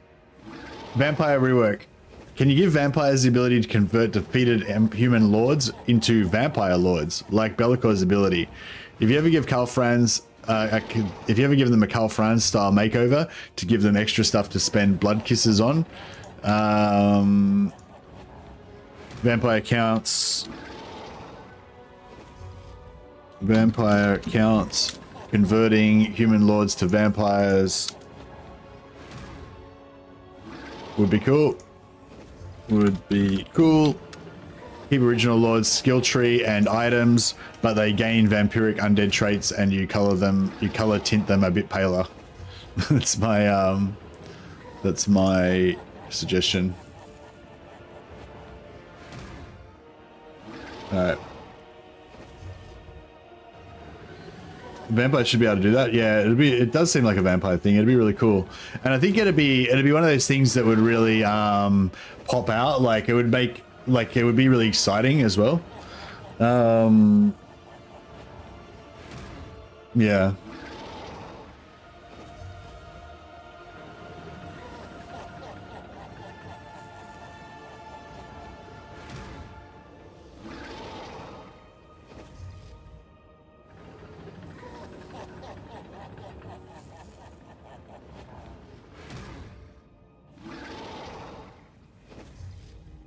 It'd be really cool. Like the thing is that I reckon, and it'd be cool if they just made it like Bellicor's version's a bit shit, right? Because it just deletes the original character and gives you a demon prince, which is just like a cool unit, but it's not like, you know, it's not like super cool. It's just like something you could already get. But like if you could get the original human character and they just become vampiric, so they keep their original traits and their items and everything and their original skill tree, they just now have like the undead trait and vampiric or whatever, and maybe they get the hunger. Then you have this like cool random unique lord, like, you know, like vampiric empire general or whatever, and then if you get like allied recruitment units, they'd be able to buff from that faction. Then they'd be able to buff that faction. And I don't know, it'd be really cool anyway. And it'd give you that whole like Pokemon collect them all kind of thing, where you could see what other crazy combinations you could get with Kislev Lords and Empire Lords and, you know, Cathay Lords, or whatever, all the different, you know, Norscan Lords, all the different type of human lords that you could vampirize. And to be fair, Demon Princes take a long time to unlock, and Be'lakor gets them significantly faster. Yeah, no, like it's I'm not trying to say this is a shit ability, although it is kind of shit, I think. But like, what I'm trying to say is that, you know, being able to just deleting the original character and replacing him with a Demon Prince, that's cool. Like that gives you an advantage in the campaign. But if you could get that original, like if Be'lakor could defeat like an Empire General, and instead of replacing him instantly with a Demon Prince, it turned him into a Chaos Corrupted Empire General that still had some of his Empire General skills, but also had like some demonic stuff as well. Like, then it would be like fucking the coolest thing ever, you know? And you would have this ability to like collect all these different unique lords, and it would be really crazy and stuff. But yeah, but obviously that would be, you know, a massive amount of programming and work, and it's never going to happen. But I don't know, I think it'd be really cool. In most cases, I prefer Chaos Lords to Princes in terms of performance. Yeah, I don't know. A lot of people say that the Demon Princes are really strong. But I don't know. I just personally prefer I personally prefer like mortal lords, just because I think they're cool. I hope CA reverts the Tamakan defeat trait and maybe has it as a +1 or +2 for heroes instead of +3. Yeah, yeah. I don't think they're going to do that. But I mean, yeah. I'm surprised that they bothered to change it, because it's like, yeah, I don't know. I guess it's maybe it's bad for multiplayer, head-to-head multiplayer games or something. I mean, in a single-player game, it's, yeah, I don't know. You prefer the princes? It's all subjective. Yeah, it just depends what you want out of your character, I guess. Yeah, like, I don't know. It's just, I guess it's just like they saw on their stats that everyone was creating like massive armies of heroes, and they didn't like it, so they got rid of Tamakan Street. It's sad they axed the Demon Lord Godslayer build a lord concept. I would have liked to have seen it for Empire, etc. You reckon that they axed the Demon Lord Godslayer build a lord concept? You reckon they had intended to do it for every faction? Did they say that they would do, did they say somewhere that they'd intended to do it for more factions?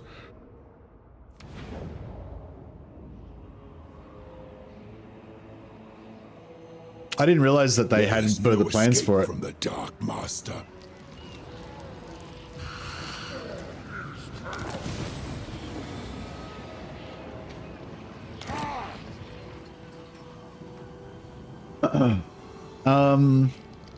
Be'lakor. Yeah, so Be'lakor's cool. He doesn't have a good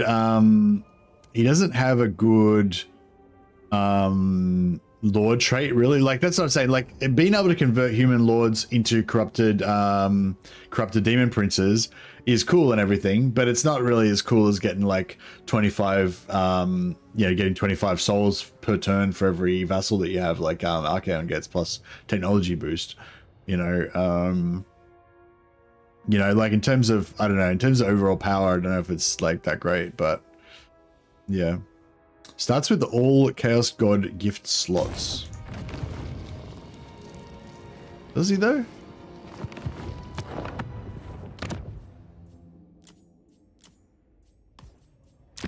So the cool thing about Be'lakor is that he can open portals and teleport around the world and stuff, which is, you know, really, really cool, and like no one else can do that. So he's like the best.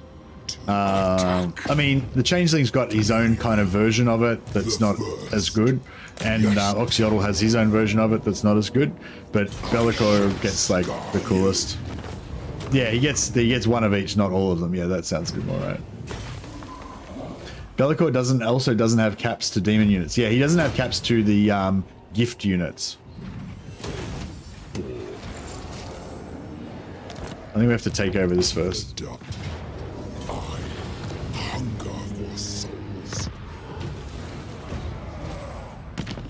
Yeah, so if you go in here, if you get like these gift units, I think what's the normal cap on gift units? Is it 5? You have like 5 gift units, something like that. But yeah, so other factions, 6, right? Yeah. So other factions can have up to 6 gift units. Thanks, Bob, so much. But Bellicor can have unlimited. So yeah, the only I think a lot of people get annoyed because Kolek can only have 6 Dragon Ogre Shaggoths, but Bellicor can have unlimited amount of them. But I guess the cool thing is if you can confederate other legendary lords if you play as Bellicor. So you can confederate Kolek, and then you could give him 19 Dragon Ogre Shaggoths in his army when you play as Bellicor. So I guess that's cool. Never understood the Demon Prince. Yeah, I don't really like the Demon Prince. I don't vibe with him. I don't know. Maybe I should play him again one time, just to try it out. But yeah, I'm not really digging it that much. Kolek isn't nearly as fun without his faction buff.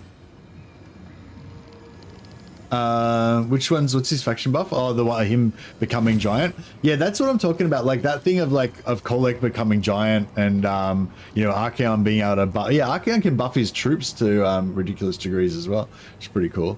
But yeah, Kolek being able to become giant and get super high weapon strength is pretty awesome.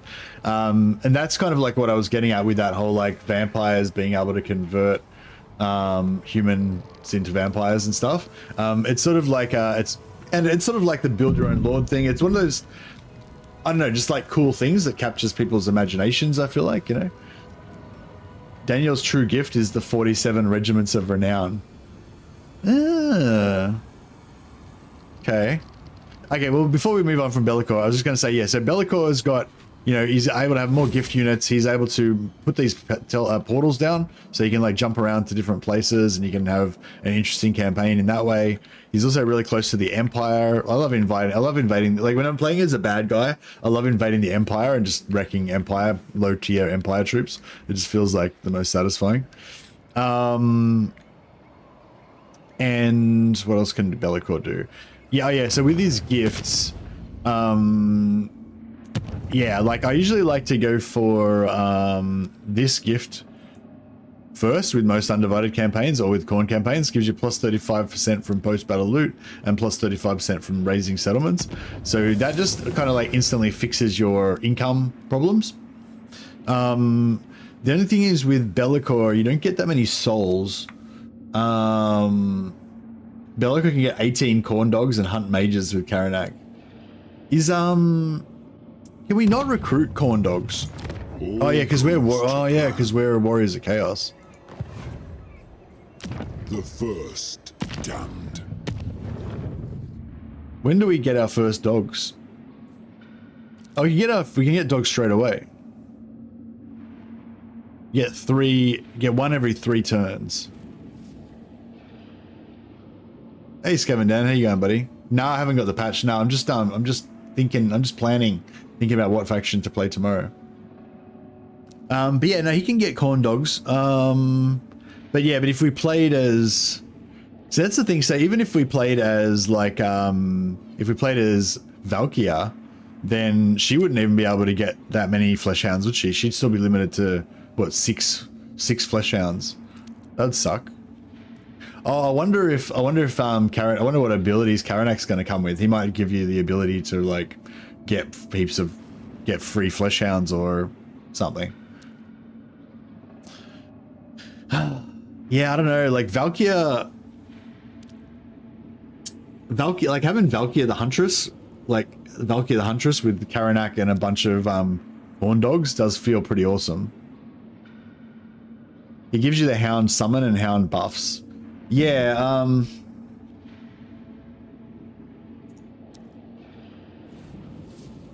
so we do have, thanks Kevin Dan. Yeah, so we do have, where is it? Excuse me. So he's got these abilities, with the odor of his victims thicken his nostrils, blah, blah. What? No, this ability nets, so he can net a hero, etc., prevent their movement. His howl can summon a unit of flesh hounds. He can blah blah. When enemies are routing, his weapon strength is boosted, and you can't hide from him. He's also got a brass collar of vengeance, thicker and heavier than those of his pack. Karanak's collar of corn is enchanted with spite, blah blah. Prevent his prey from using active abilities and casting spells by silencing them. Collar also removes the enemy's ability to perform magical attacks. But I mean, that's not his complete skill tree, you know. So he's gonna have other stuff as well. I don't know. Yeah, I guess I don't know. I guess we would assume that he's not gonna increase the amount of gifted flesh hounds that you could have. But I don't know. I just thought it's possible, maybe.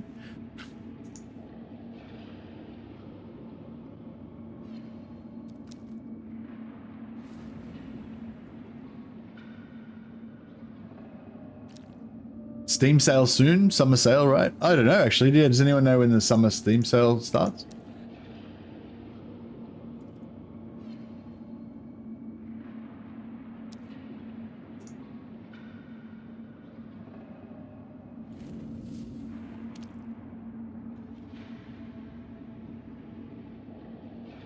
Hmm.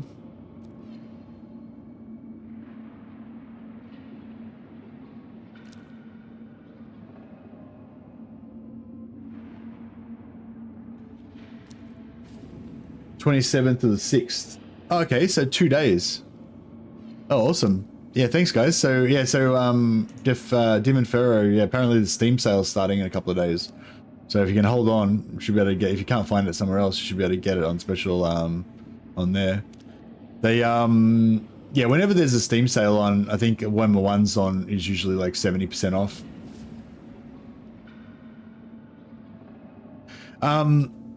Yeah, like, I mean, if they did have something where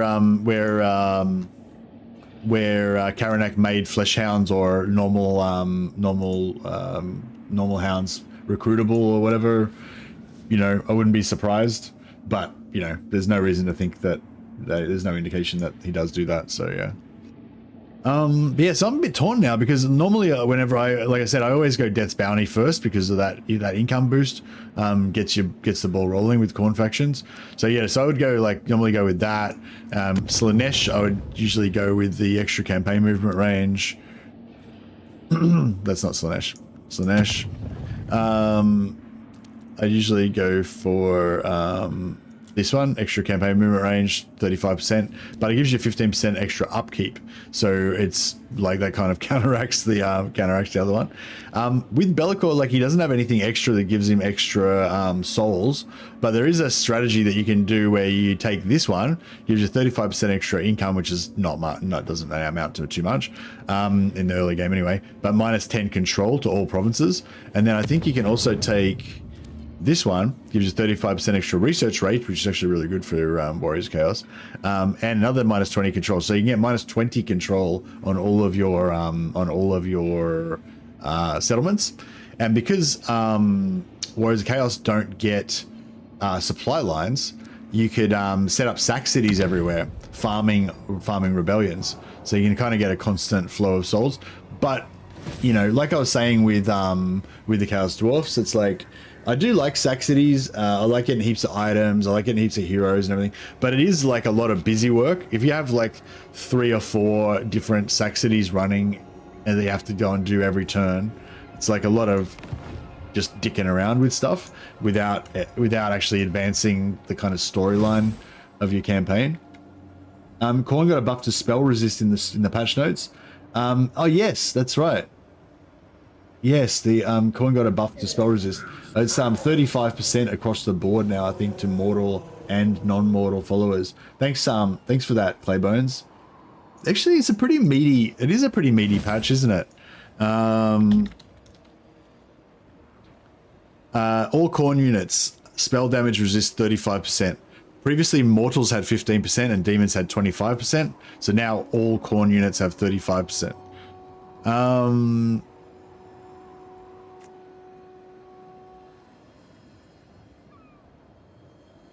Night Terrors, Mongols get 35% spell resist as well.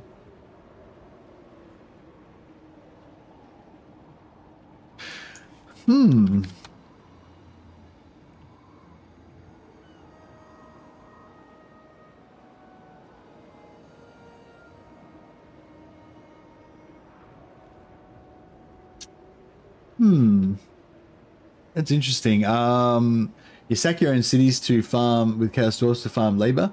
Yeah, you can. Well, yeah, you can have rebellions and then you can farm the rebels to get labor for sure.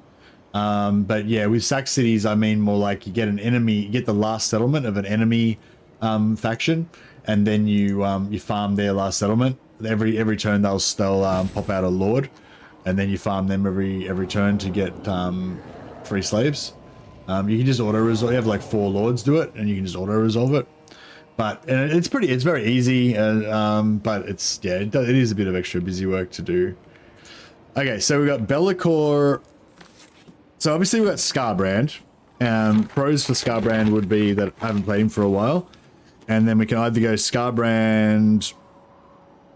We go Scarbrand with Malagor ally for free Beastmen, or we could just do try to do like Scarbrand, like optimal style, which I would have to learn how to do. Then we've got Bellicor, unlimited flesh hounds, and we could start getting flesh hounds from turn 1, and we could have like a flesh hound themed campaign, so that's pretty cool. Then we've got Valkyr. So yeah, so if you play as Valkyr, you can't get flesh hounds. That's the only problem. I mean, you can, but it's going to take a while. And like, I usually like to go for, like I said, I usually like to go for the new, like when I take my first,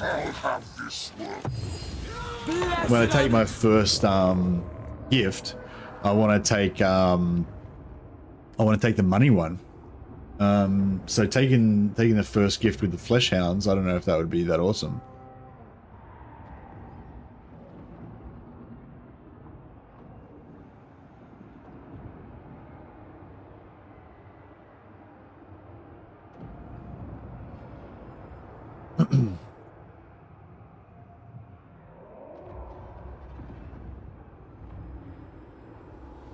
Just gonna boot up what do you call it? Just gonna boot up a Valkyr campaign and see if anything occurs to me. I did play Valkyr recently, but I didn't go hard on the dogs. To the earth with our enemy's blood, we will drink whatever's left. Valkyr the Bloody. So we can get Warhounds of Khorne. We should be able to get plenty of those. They're kind of flimsy though. But you can get the hunger. Gore Feast. Sorry, Gore Feast basically gives them the hunger, 0.1 heal per second while they're in melee, which makes them a fair bit more durable. 22 turns to get that though.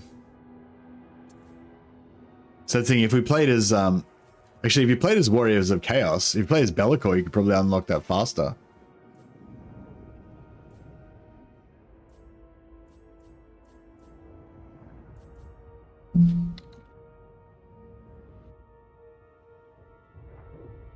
So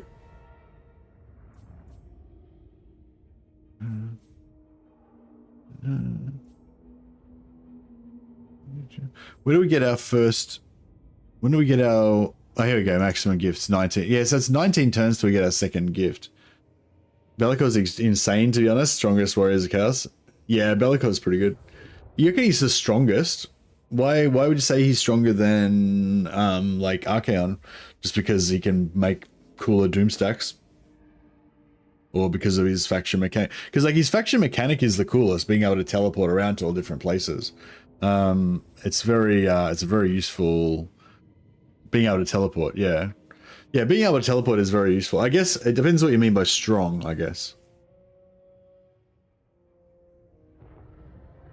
it's hard to kind of put a value on how strong being able to teleport makes you, but it's like no one else can do it. It's just a game changing, it's like a thing that's kind of outside the mathematics of strength. It's just awesome. Bringer of glory. Animal pens might buff dogs. Have the hard time. Yeah, we can. Consort of We can get Kor. red line for dogs. Oh, is that what they're called?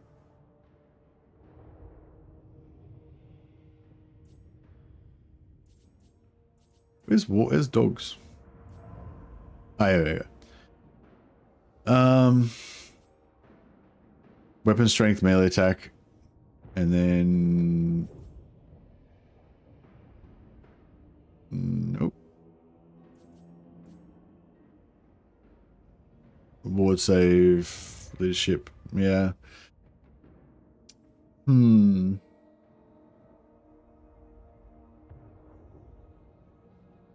Oh yeah, actually, yeah, you can get heaps of physical resist on dogs. Yeah, yeah, that's right. I can't remember if it's animal pens or what, but yeah, you can get a bunch of physical resist on them.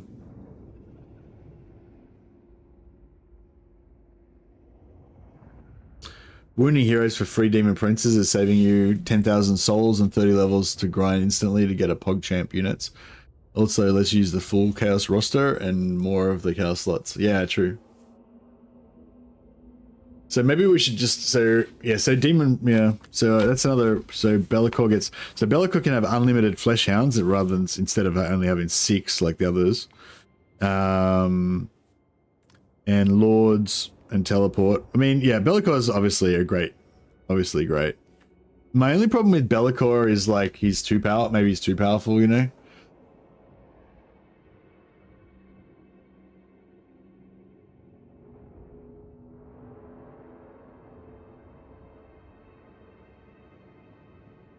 Scarbrand, yeah, Scarbrand.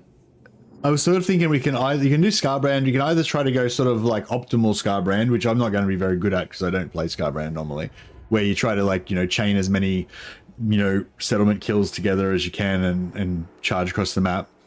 Or the other option I was thinking of is trying to go for Malagor Alliance and trying to farm allegiance points. But it's not really very good. It's more of a roleplay thing. Be'lakor is honestly one of the strongest units in the game. He can solo armies by himself. Yeah, well, that could be a good option. It just depends. What do we want to do? Do we want to like have, you know, do we want to have like the strongest possible faction and just steamroll our way as fast as possible so we can try to unlock Karanak as fast as possible and just kind of try out Karanak as fast as possible? Or do you want like a more of an immersive campaign that's a bit more difficult or whatever? It's pastures that gives physical resist to dogs. Thanks, Claybones. Pastures. And that's for Warriors of Chaos, yeah. Biz resist.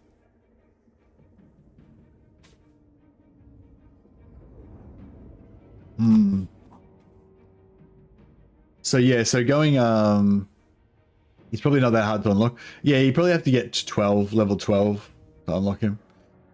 So yeah, so if you went Be'lakor, Be'lakor's quite near the Empire as well, and I like killing the Empire, especially when you've got like giant dogs to kill the Empire with. That's pretty cool. You could combine the giant dogs, the flesh hounds, with the warhounds, so the warhounds can kill spearmen without having anti-large used on them. The flesh hounds can kill everything else, and there's lots of pastures in the Empire. I'm pretty sure as well. There's one in Reichland. There's probably some more around the place.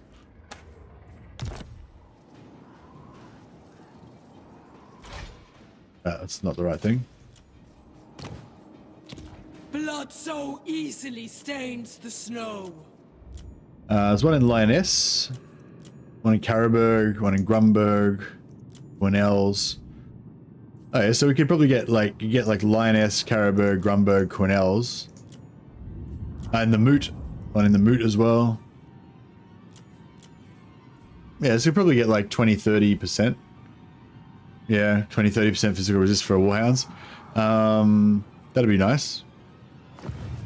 I feel like Valkyria the Huntress flying around with her dogs and everything is a pretty cool, like you know, pretty cool vibe though. Does have vibe appeal. I'll just write down Valkyria vibe appeal.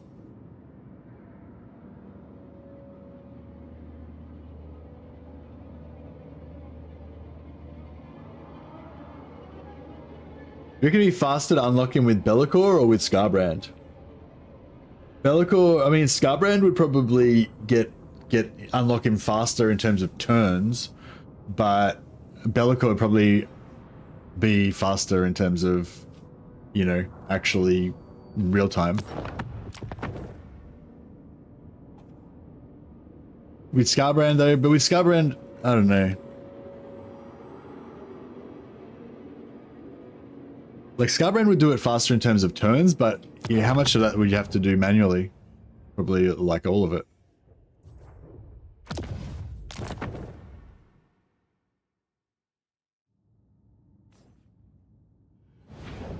So no one's got any interest in Kolek by the sounds of it. And we've got one or two people saying Daniel. I think it probably just to piss me off. But I can do a poll. So wait, what do we got? What were the choices again? Let me just check this again.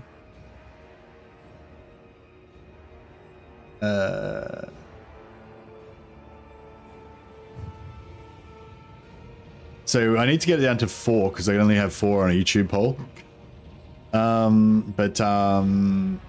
Yeah, there's 6 options, I think. So 1, 2, 3, 4, 5, 6. Yeah. So it's Scarbrand, Archaon, Valkyr, Kolek, Bellicor, and the Demon Prince. I feel like Archaon could be a good option. There's one in Sylvania. Yeah, there is one in Sylvania, actually, in Swordsafen. Yeah, good call. Not sure why that wasn't showing up. I think Archaon could be a good choice just because he's popular. Like everybody, no worries, Laris. Yeah, you might want to refresh your stream if you guys are lagging, because I think because of my internet being shit or whatever, it lags sometimes. So if you've been watching the stream for a while, you might be like 20 minutes behind or whatever. I like Daniel because his campaign is very hard, especially if you don't have the DLCs. Oh, I've got all the DLCs. Is Daniel's campaign really hard? Surely there's, I mean, it'd be hard for me because I never play him. I wouldn't know what I'm doing. But like, surely there's like some combination of units that you can use that's pretty overpowered that you can get early.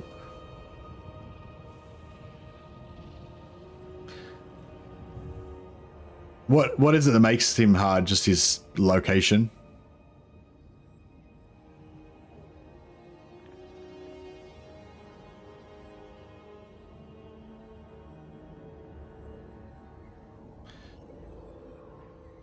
But yeah, so I'm feeling there's pretty good support for Scarbrand, and there's very good support for Bellicor. Valkyrie, no one cares about Kolek, so he's out. And Archaon, I feel like Archaon is just a generally popular lord. But yeah, I don't know. Maybe he's too. Valkyr walks a doggo stream. Yeah, I think Valkyr's got the vibe appeal, I feel like. I'm voting Scarbrand or Archaon because Archaon. Yeah. Daniel's campaign is hard to get into. The thing with Daniel's campaign is he doesn't like. There's nothing that I love about it. Like when I play Valkyr or Scarbrand, every time I see one of those exalted heroes of Khorne like level up or whatever, you know, I get a little like buzz in my spine of like Khorne slaughter. You know, awesome. Whenever I see one of those lords of Khorne, the model just looks badass. When you level them up a little bit and you get them mounted on a juggernaut, I'm like, fuck yeah, let's kill shit. This is awesome. You know, I just don't get that from Daniel's campaign. It's like, oh, some googly demon heralds, different type of googly demon herald. Like it just doesn't, like, nothing. I don't know. This is nothing about Daniel's. None of the characters in Daniel's campaign. Like I don't like any of them. You know. Hey, Smudge Punch, thanks for the raid, man. Smudge Punch just raided with 25 people over on Twitch. Appreciate it. Never played Daniel, never will. Yeah, that's it. Scarbrand or Valkyr, that way you can play around with the 35% spell resist. Well, we don't know whether Valkyr actually gets it. It's not really clear in the patch notes whether it's, because it's listed under Khorne.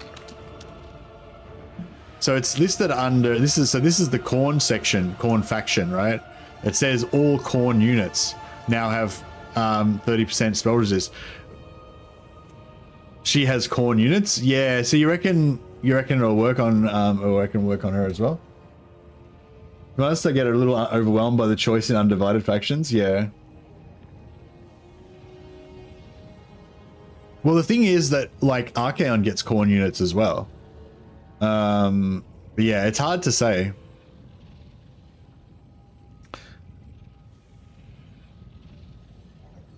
It's probably on a per unit basis, so all corn tagged units. Yeah, you would assume that.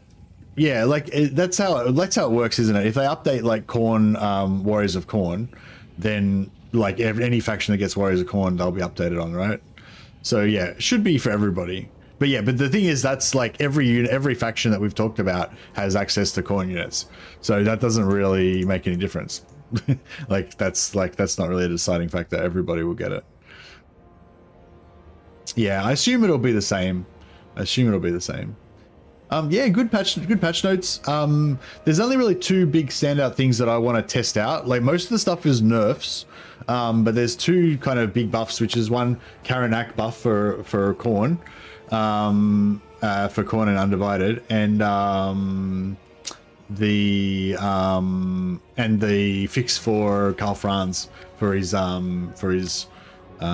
troops. So I want to try a Karl Franz campaign pretty quickly. Important question. What do you think about the reduced upkeep for Skaven slaves? I didn't notice it. Don't care about it. What do you think about it? You're the Skaven enjoyer. What impact do you think that'll have on the meta game?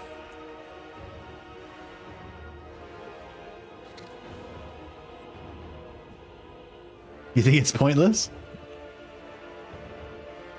Skaven slaves. Upkeep reduced from 38 to 31. All right, awesome. Yeah, I don't know how what effect that would have on anything. I'm excited to see if Bretonian horse-sized mounted characters can actually land melee attacks when moving. Yeah, that would be a good fix. Yeah, I think actually that's a good thing about this patch. There seems to be a lot of like interesting little fixes for problems to make the game better in general. I don't suppose there's any AI changes. No, we can't really look at AI, can we? Battle AI? Fix a crash. Blah, no. What about campaign AI? No campaign AI. Yeah, it doesn't look like there's any AI changes. A lot of the balance changes are super chat. Yeah, a lot of the balance changes, I don't really pay attention to any of this stuff, but there is stuff hidden in here that's actually like really significant. But it's like there's just too much data to like scan through it all, so I have to wait till like other people figure it out. If there's a particular unit that you're interested in, then you'll be able to find you'll notice that unit's changed, you know. But yeah. Dwarf infantry got their collision boxes shrunk, which is supposed to improve pathfinding in settlements. Really? Where does that say that? Doomflayer collision boxes have been optimized, so they should bump into each other a little less often.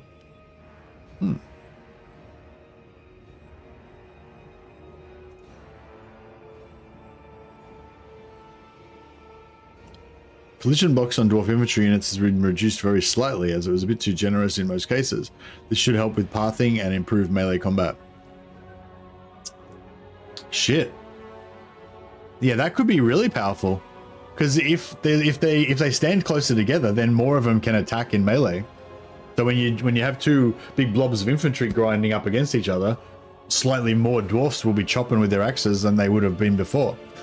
Also, I assume they reduced their collision size, but they didn't reduce the spread of the spread of their infantry units. So there'll be bigger gaps, slightly bigger gaps in between them where arrows can miss.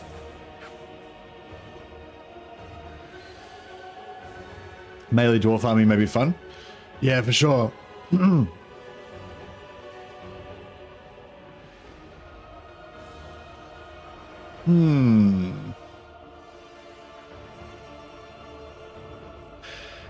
So yeah, so Bellicor obviously is on the list. Other option would be Archaon. Archaon. Archaon, I don't think he's got like you know, there's nothing like super special and cornate about him, but he's the lord of everyone, so we could definitely go for an Archaon corn themed campaign. Also, oh yeah, units gain units gain 3% weapon strength and missile strength per rank achieved. So if we wanted to go for max ranked flesh hounds led by Karanak with all of the normal red line boosts you get for flesh hounds, plus Karanak's probably going to give you a boost for flesh hounds, then Archaon would have the most powerful, like, because he could give them what do you call it, rank 9, so they have 27% increased damage. 27% is fucking massive increase in damage. That's like more than double what you would get from maxed redline, if assuming your redline actually increases damage. So if you want to have the absolute strongest flesh hounds you could get, then yeah, Archaon would be the guy for that. Hunting Empire Wizards with Be'lakor and Dog through portals. Actually, yeah, hunting Empire Wizards. That would be cool. Maybe we should do a role-playing campaign where it's all about killing wizards.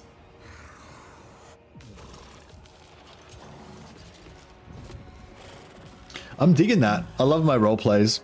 We should have like how many wizards killed. We have a count, like a kill counter for how many wizards we kill.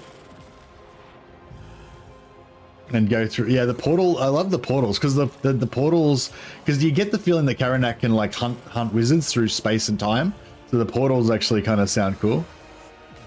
You can get Archaon's buffs through Confederation. But oh, it's only in his army. Yeah, right. It's only in his army. Silencing dog popping in through portals. Yeah, yeah. Yeah, how many kill? Yeah, I think that'd be cool. Like how many wizard kills we can get. That'd be sweet. But yeah, I mean, Archaon's a popular. Like the main reason I want to play, I would say go for Archaon is because he's just really popular. Like everyone likes Archaon. I love Archaon. Everyone loves Archaon, you know. Archaon's whole stick. Well, if you play Warriors of Chaos, so if you play Valkyr, Be'lakor, or Archaon, well, not Be'lakor. If you play Archaon or Valkyr, you can only have 6 flesh hounds. So you could have like Archaon with like a small core of aspiring champions. Oh no, he doesn't even need aspiring champions. You could have Archaon the Hunter, and you could have Archaon with like 4 units of Chaos Knights, and then have like 6 flesh hounds plus Karanak. So you could have like a full mounted plus dogs, fucking assault. That'd be pretty cool. The thing is, I just like Archaon way more than Be'lakor. Like Archaon, look at Archaon.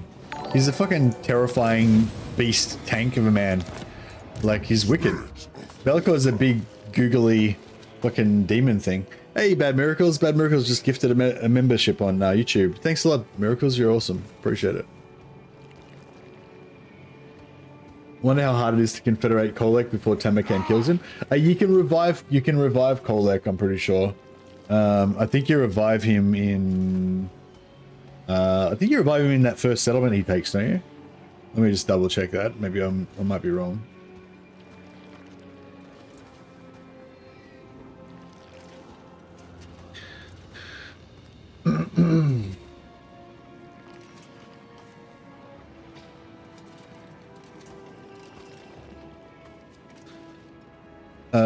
Kolek, yeah, you can revive Kolek. It's just in the settlement above Challenging Stone. So not the Challenging Stone, the one just above. Is it Challenging Stone? I thought it was the one just above Challenging Stone. The little one. I think it's the one just above Challenging Stone. Anyway, point is you can revive him, so it's fine. And reviving with Chaos Warriors is probably like the easiest. Oh, congrats, Hyperless got the free membership. Awesome.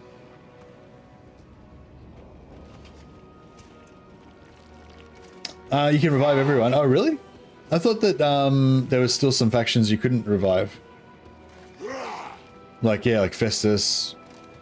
Who else can you not revive? Festus, Sigvald. There was a few. I don't know, unless they updated them.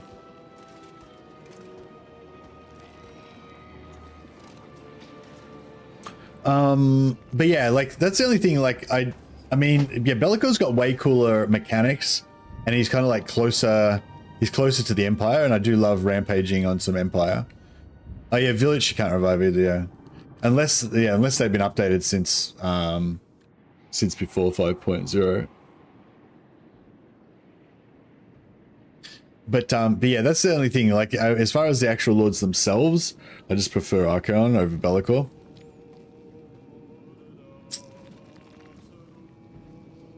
But yeah, I don't know. I feel like Archaon's campaign's easier than Bellicore's though, because it's just kind of a no-brainer. You just go around and vassalize everything and just get stronger and stronger, and you know it's very smooth and easy.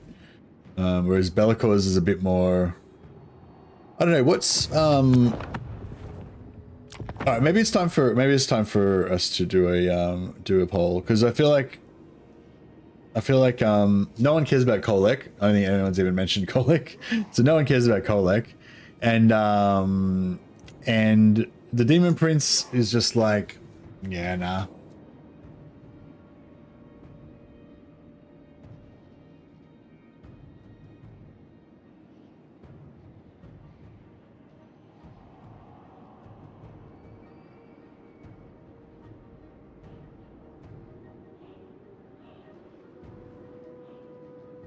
Archaon, Bill, Akor,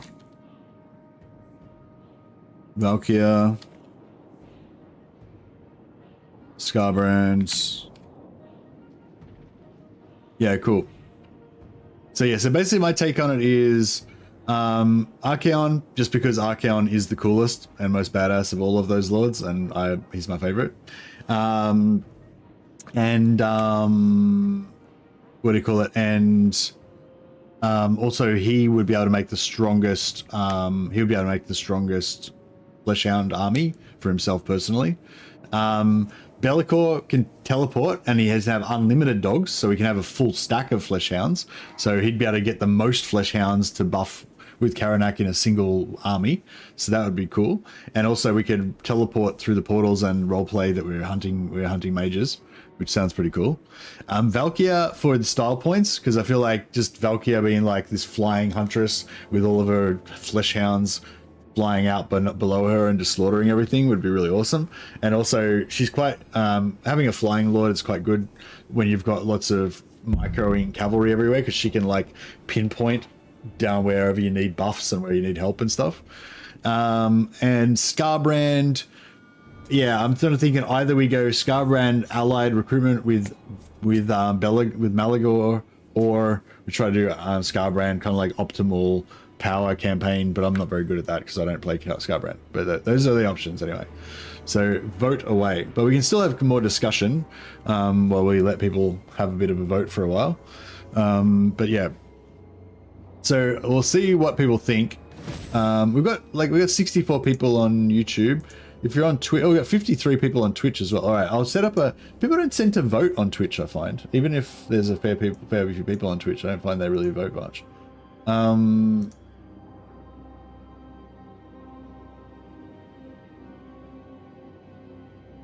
right, I'll set up one on Twitch as well.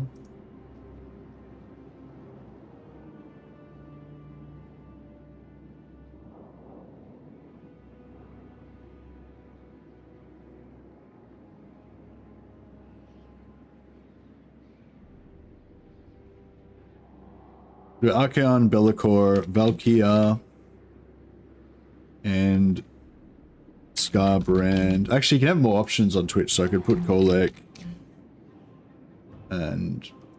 Oh, actually, no one cares about Kolek. I'll put Demon Prince.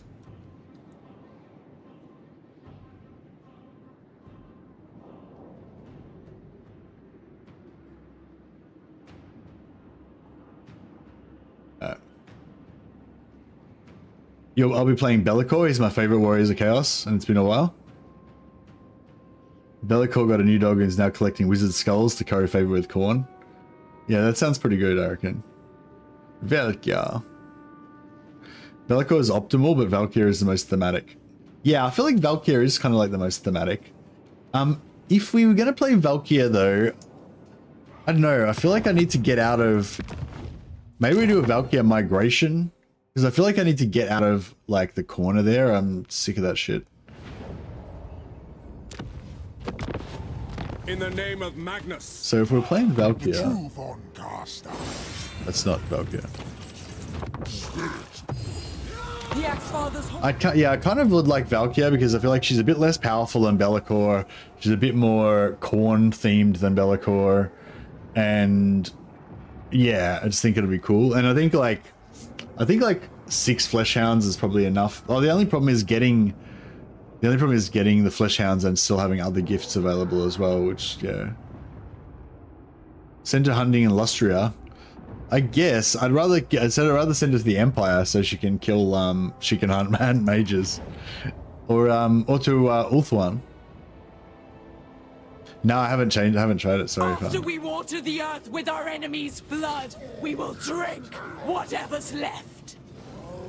Not much support for Archaon. I thought there'd be more support for Archaon. See, that's the thing. Out of you guys, like, you guys might be a little bit disproportionate. I feel like when we do votes and stuff, it's disproportionately in favor of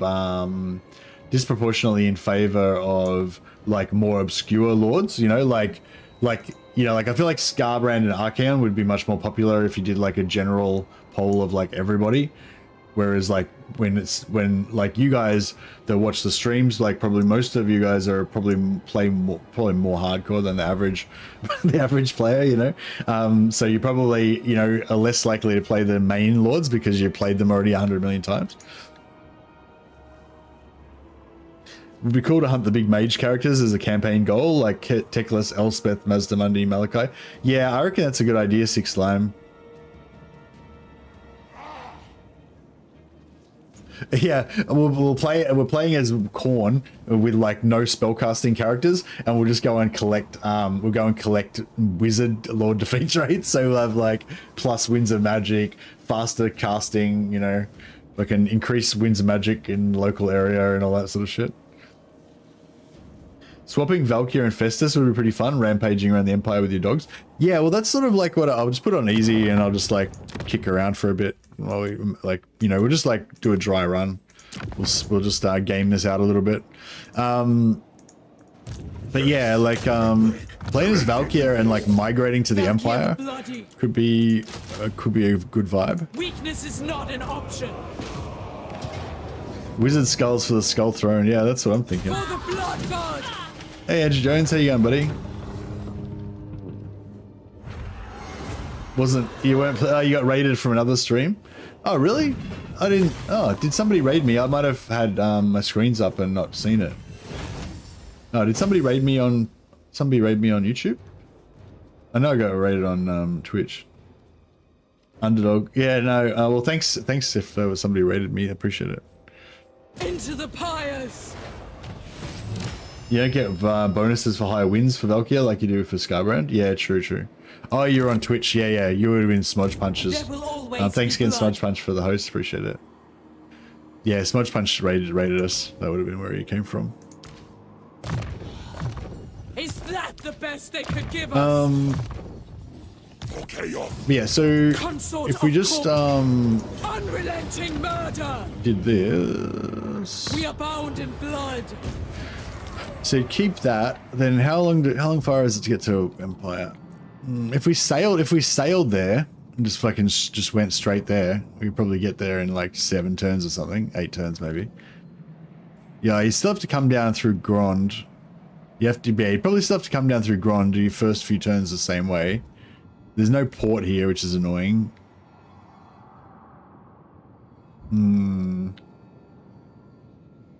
Yeah, I don't know. It's pretty like non-optimal.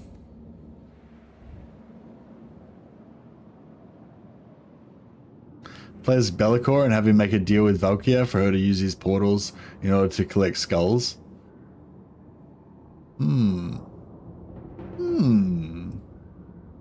Actually, yeah. What about if we play as Be'lakor? How quickly can we get a portal? Like, could we play as Be'lakor and like put a portal from Be'lakor to Valkyria and then bring Valkyria over so she can hunt Empire skulls? Does that work? I don't really like to use mods too much. I prefer to try to like mod the game from within the game, if you go. I mean, like use the tools that you're provided with within the game to kind of subvert it a little bit and do whatever, like try and do what you want to do. But I don't really like, yeah. Valkyria's Be'lakor's new huntress. Yeah, I like with demon sort of lords that I don't really like Be'lakor I don't really like that much as an actual, like, you know, I don't like his actual model and everything. Like I don't really dig it. I like I don't really like demons that much. But I could roleplay as him being like my overlord, and then I have like all these other cool lords that I actually dig. But yeah, how do we get our I forget how do you unlock your first open a rift in a target army is oh, so we have to get an army over to Valkyria before we can get a portal.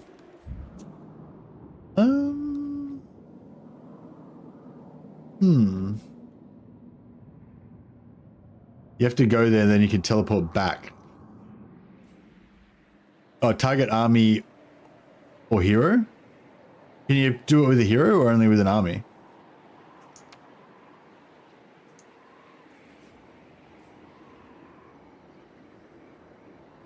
Army only? Yeah.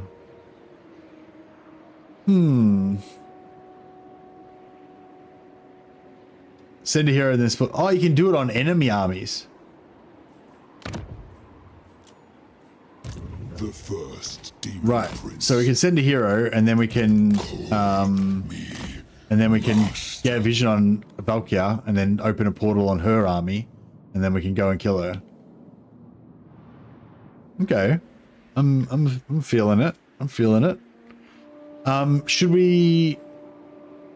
So how many... Wait up. So 1, 2, 3. It takes a while. 4, 5, 6, 7, 8. Actually, it'd probably be easier just to go to like here and then spawn onto Hellebron and then go through Hellebron, right? My prayers are answered.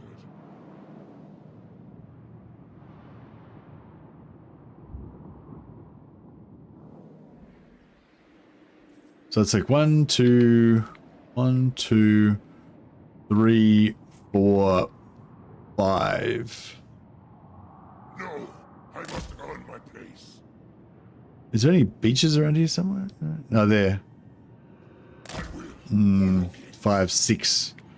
Oh, actually, we only need to get vision. Yeah, so we can get to like here, get vision on one of Hellebron's armies, and then yeah, we can open up a portal there. There's one. Is there one? There's one portal for each province, isn't there? So if we could get, well, if I could get my lord to there in 5 turns, and then get vision on one of Grond's armies, if they're within Grond, then we could get a portal in Grond. I'm not sure where the portal is, but yeah, that'd be pretty close to Valkyria. Also, within 5 turns, Valkyria would probably be like around here, so that would work. Do you start with an Albion portal? The AI ones we can't remember. We do. Oh yeah, we start. Yeah, sorry. Yeah, we start off with the Albion portal. Yeah, we've already got that one. Like that's the entry point of the portal, though. We need like another portal to go to.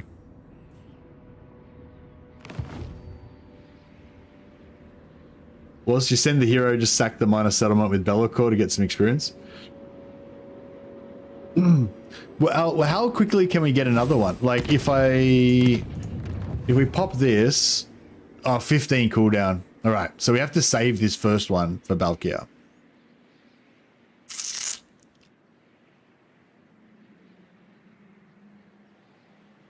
Otherwise, we'd have to wait another... Yeah, otherwise we'd have to wait another 15 turns, so that would suck. The 4 token. Harbinger. I am the Harbinger. Oh, we don't know what the conditions are for getting Karanak yet, Farmer Maggot, but I would assume... excuse me, I would assume that it's level 12. Lord of I would assume they have to get to level 12 and then do some stuff.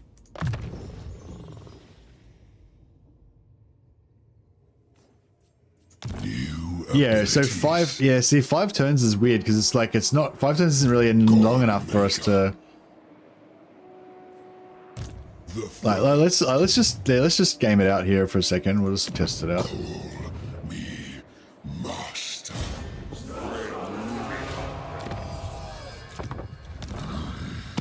Innovation.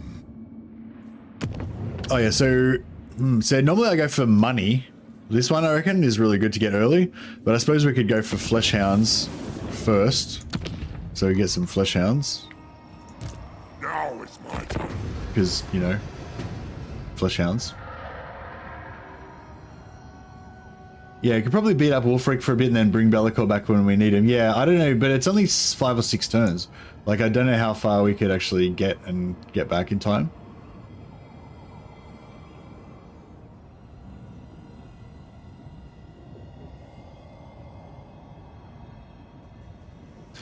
The portal in Albion's working. You could use it for teleport in turn 1. Yeah. You can teleport through the portal straight away, but there's nowhere to teleport to. We've got to use this. You got to use this to. No, sorry. Got to use this to create the other end of it. So what you can do is just on turn 1, you could, which is what you probably would normally do. On turn 1, you can just select this dude, and then fucking teleport him.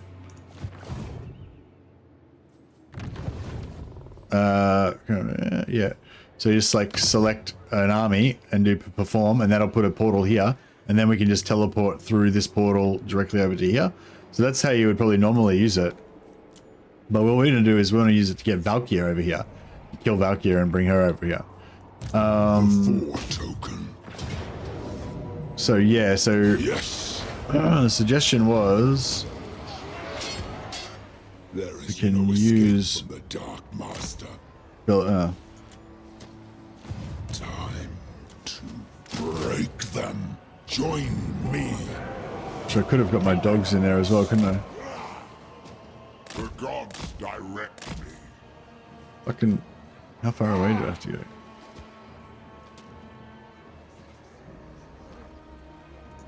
You dare. You have my favor. Go now. Ah, shit, moved too far.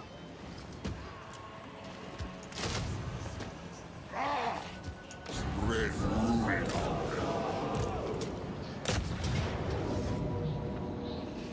Time to die. So instead of subjugating him, we just sack it, I reckon. Take leave of your Get senses. some experience. Bathe in battle. Very well. Yes. I could actually not use him in the first battle and send him earlier.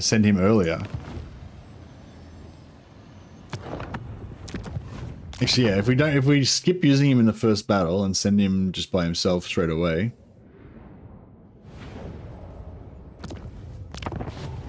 In the name of Magnus. Blissful. That's not Bellicor, it's the other googly-eyed looking demon.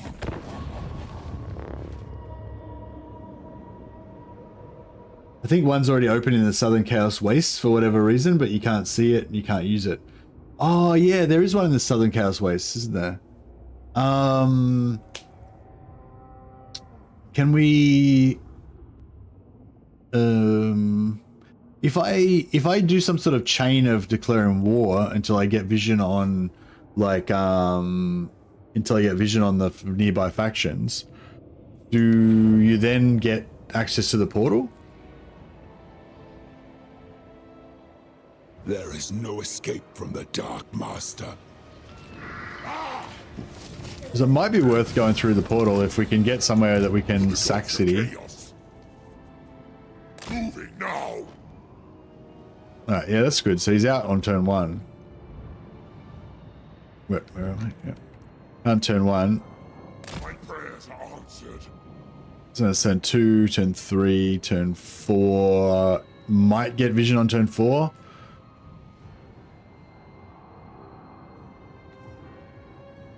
Otherwise, turn 5 would get us vision on Grond. And then that'll put a portal somewhere here, and then we're good to go. You know, or we could get one here, and then we could walk across there. Also, if we actually went here, we could kill We could kill, what's his name as well? Shadows clear. There's a tough garrison with the soul grinder there, though. Shadows. Oh, if we teleport to the south. Doggo is available for other legendary lords other than Scarbrand. Yeah, Doggo is available for Archaon, Be'lakor, Valkyr, Scarbrand, the Demon Prince, and Kolek. So all the Khorne lords and all of the undivided lords.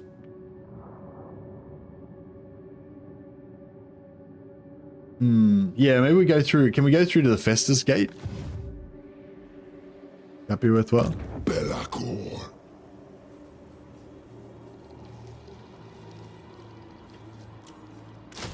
Come to me. You are mine, God Maker. I'll just put this on easy. Whereas this is just a dry run we're doing now. Tomorrow, this is this planning for tomorrow. There's one in Griffinwood. Yeah, there's one next to Griffinwood. Yeah, that's right. The first. So can so we could go through to Griffinwood. We go through to Griffinwood, kill like Ostermark or whatever, and then go back through Griffinwood again, and go from Griffinwood to Valkyr if we set up the one in Valkyr, right? Glories. I don't know if we'll have enough time though. Later, we'll test this out. You. Chaos serves no other. Worth saving Festus early. Oh yeah, getting Festus could be cool, I guess. I think this campaign is going to be fun, and I really like the idea. See, I don't think, should I go for Fleshhounds first, or should I go for... Yeah, should I go for Fleshhounds first, or should I go for Death's Bounty, who gives us the money? I feel like I really want the money for a good campaign, but the Fleshhounds, I feel like we need Fleshhounds for the theme. So good though. Can we get... Oh, actually, there's a Khorne faction. There's a Khorne faction up here near Sigvald. If we can get them as a vassal, then we could get allied recruitment. We get like allied recruitment Fleshhounds, because they can just recruit them as normal troops if they've got the right building.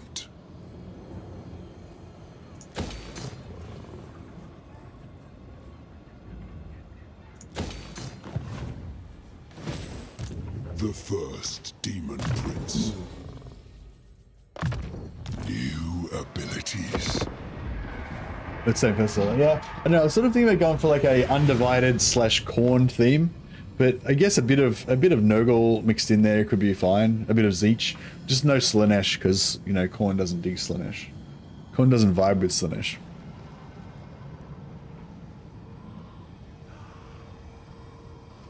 All right, so instead of sack-sitting City of Lead, we'll just loot and occupy it. Oh, I should have recruited another lord, but that's right. I shall be the ever-chosen.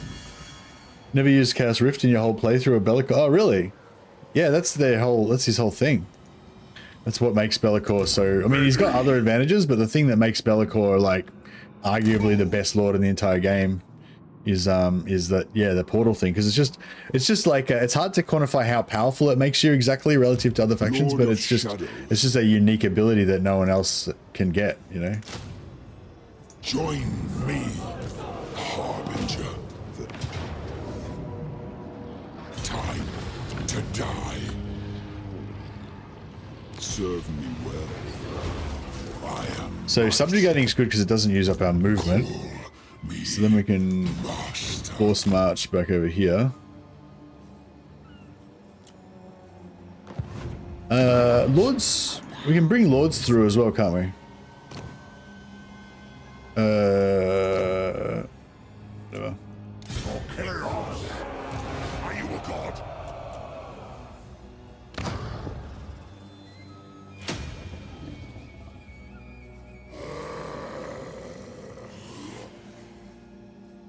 What does the portal do? I'll show you in a sec. We can teleport through it. See if we can take Be'lakor on a bit of an adventure while we're waiting for our hero.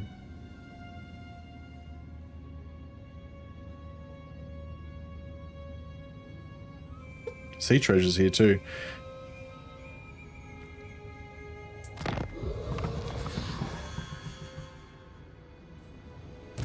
The 4 token.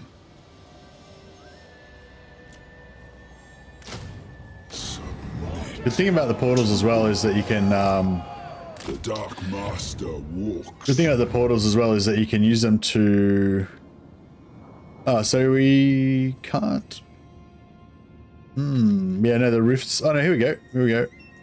There's one. Can't see shit.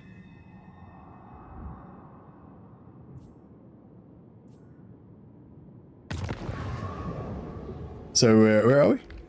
Oh, yeah, we're here. Oh, here. This is on at the South Pole, right? So you can like pop out here, Lord of and then we can Torment. recruit all the troops that are here, I am the Harbinger. You are mine.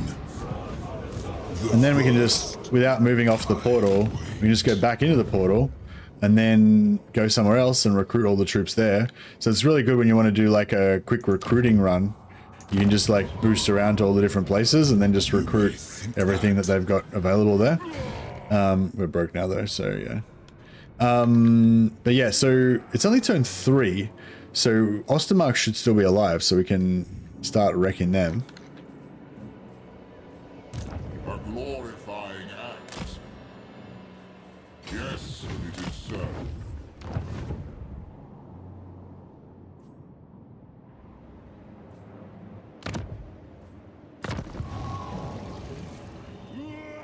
Lord of Shadows.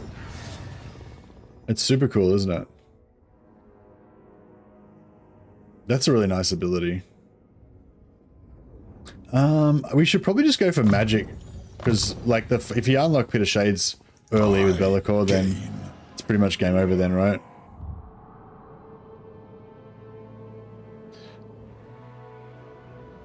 Ha! The slaughter begins. Scarbrand's winning now. So this is what I mean. Like you guys that are like active in the chat are probably like more likely to play more you know, weirder campaigns. Whereas I feel like yeah, I feel like the broader appeal is probably like Scarbrand, Archaon and stuff. Okay, guys, potentially in 2 turns we can get vision and drop our portal. Can we get some money from somewhere? Master of cruelty. Who's next? Dreadlord. Awaiting. Shit. Cruel Dreadlord. In terms of declaring war on factions, Armored in faith. I think we get some cheap. I can get some quick cheap wars on. Land. Let's fight. Oh yeah, that's another thing too. We can jump around to these portals, get vision on really distant factions, and then use that to enter into wars from them. Are there any other portals that I haven't seen yet? Distraction. Actually, before we do that,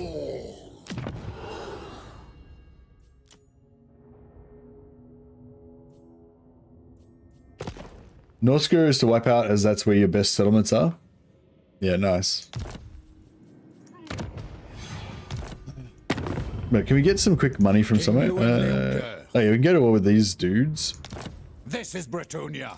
I am its king. You 600 gold. Lioness. Lord of Go to war with the vampires against Lioness. For you know not who you treat with. Yes. Wargrove of Woe. Go to war with Cain and Creepus. Oh, sure, we'll go to war with Mark as well. And Let the trickery be. All right. Vampire. Ain't sharp. Fear me. yep. Go to war Are you with here those to ones. negotiate? Or to be speared like The correct path. And something like that. bloodthirst? At your service. Seek, no, Scots pressures, those Favored guys. of the I am the Alright, cool, that's pretty good. noble. Peace treaty. Bring that timely arrival. Yep. In agreement. Clan Creepus. Demand whops. Cool. So we can just instantly get a heap of cash from just everybody declaring war. Oh, these guys are broke. Cleave it out. Let's Oh, do well, this. it's fine. Cool. So we got a heap of cash. Then, is there anywhere else we can actually jump to on the map? There's no portals over in Cathay. No, so it's just those two portals, right? The one in Festus, the one in the southern realms down here, and the one near Griffinwood. Yeah, I think that's it.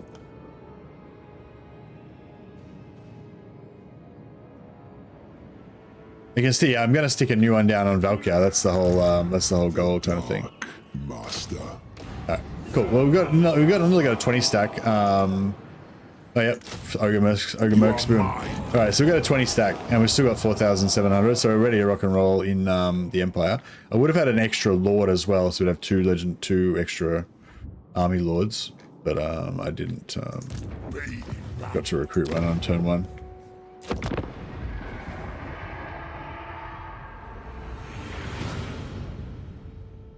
But yeah, I think I'm feeling this. I probably don't have to go too much further with the experimenting, because we don't want to, you know, ruin the whole campaign and play it. I don't want to like play it all out as a dry run before we play it out. But I might just quickly make sure this hero gets up to Valkyr and just make sure there's no problems with that. Now it's my turn.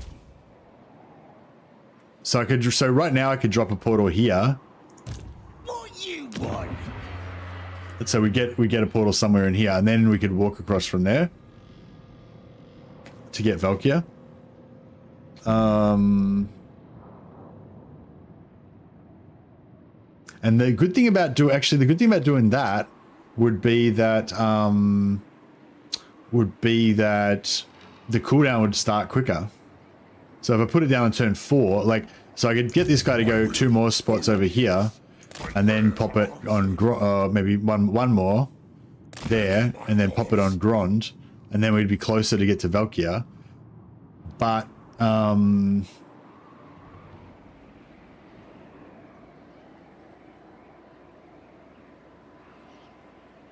after watching you, I've been making my own storylines, reasonings in campaigns, and it's made it so much more fun.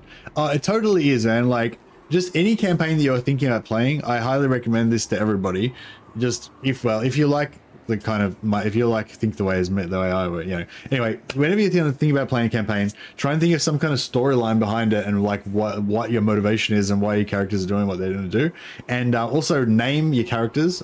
Renaming your characters like is a big one as well, and it just, I don't know, it just makes it, yeah, like it's fun to work out stuff mathematically on how to win the best way and everything, but when it feels like it's a story and you've got some reasoning behind it, it just makes it so much more immersive, you know.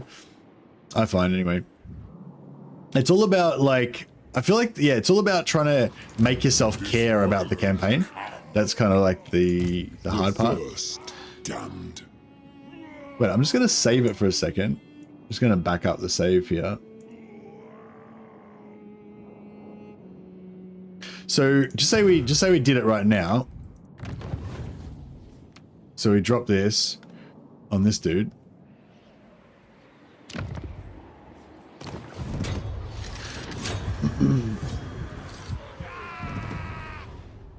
Okay, so that portal's kind of shit because it's like further away from where I'm trying to get to. So, or I could wait one more turn and then go next turn we go here instead. So okay, so fuck that. All right, so we won't do that. So that we could get one here, but we won't do that. Just gonna reload our save. I'm glad I did this little bit of extra testing. Because it's going to be, I think it's going to be worth it doing one extra page. Because then we could do, because that way we can, yeah, if we do one more turn, then we'll have time to take over one settlement from Ostermark, which we can then potentially sell to somebody for a vassalization. And then we can still hopefully get back in time to be able to go through the portal. Who's that minor faction at war with? They're in between Hellebron and they're in between Hellebron and Sigvald. No, I must earn my place. They're at war with Hellebron, Grond, and Deadwood Sentinels.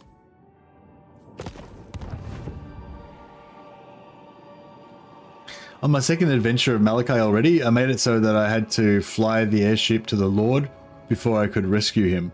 Only keeping dwarf holds and selling all the chaff to the manlings. Yeah, nice. Yeah, I really like role playing, trying to get the holds back together. Yeah, so in this version of the campaign, which I think will be a better version, Belacor. You may think that.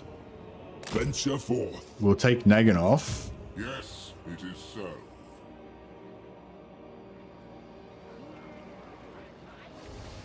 I am the first, the only. How come we're at war with Naganoff? Did I declare war on Naganoff? Unto slaughter. Did I sell the war to somebody? Do not waste my time with petty talk. Maybe I Make sold your the war to honor be Draken. done. So next time, don't sell the war to Naganoff. Because yeah, if we didn't sell the war to Naganoff, we'd be able to force march this guy in there, and then get an extra,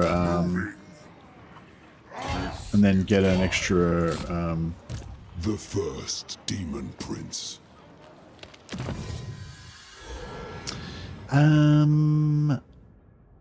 Where's the next corn gift?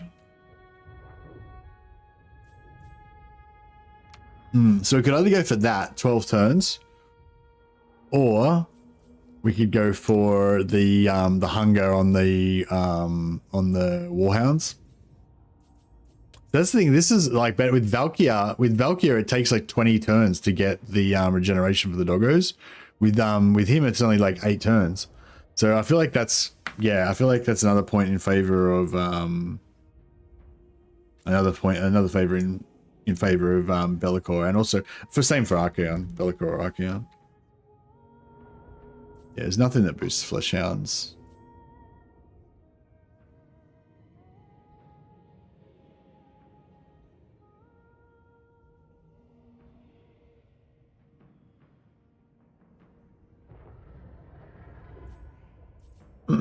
Yeah, regen for doggos. That way we can have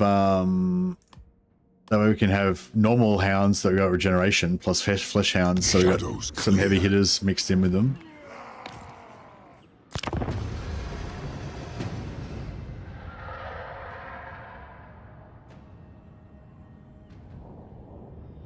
Just read the patch notes. Still can't understand why they don't just nerf Namakan's trait instead of making it totally useless. Yeah, I think they should have changed Namakan's trait to be something good, because most new faction lords have pretty good, interesting lord defeat traits. And so now it's like every other lord has an interesting lord defeat trait except Namakan, who has one that's completely shit. The first. Okay, so we... Make them. Have they got a barracks there? No, they got fields. You dare. No. Alright, so we can sack this with Bellicor. Time to die. Find what Sack it, so he's still got his movement left. This guy can occupy it for him. Ravage them. Then we can get our portal guy. Portal finder. Ruin. Onward to destruction. The gods direct me.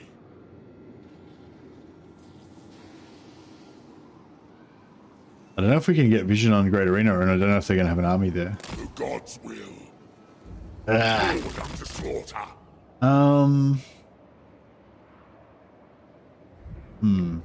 So we could drop it here. Dreadlord of the Druki.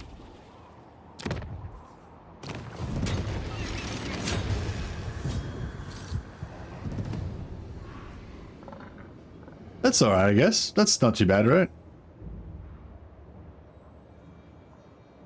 Yeah, I think that's cool. Alright, so we've still maintained our movement on Bellicor, so he can make it back March. through the portal again. Oh, we'll get rid of these demonettes. They're not appropriate. Heed. Not appropriate for our corn-themed... Actually, no, our doggo-themed.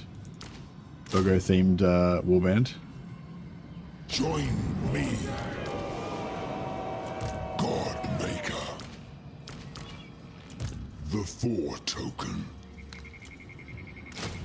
Come to me. The Dark Master walks. Excuse me.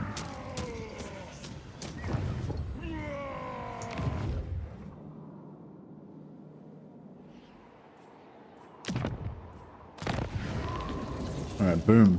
So yeah, so turn 5 we're there. The spoilers come.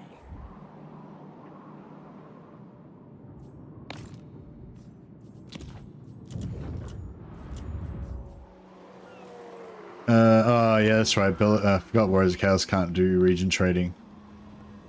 Has the perfect prince forsaken us? Yeah, actually, there's no point really occupying that settlement apart from just to raise, you know, just to sack it or whatever. Yeah, I don't know. We can sell it to fucking Striker, I guess, whatever.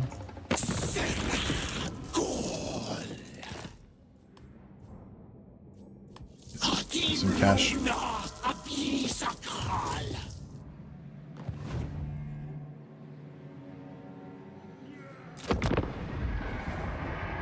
Yeah, okay. That seems cool. So yeah, so by turn 5, oh actually no, by turn 5 we won't have Valkyr, but by turn 5 we can hunt Valkyr.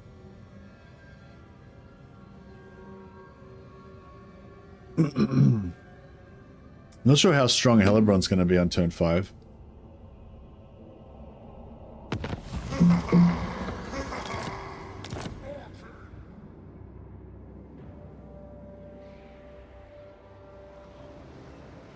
Lord of Torment.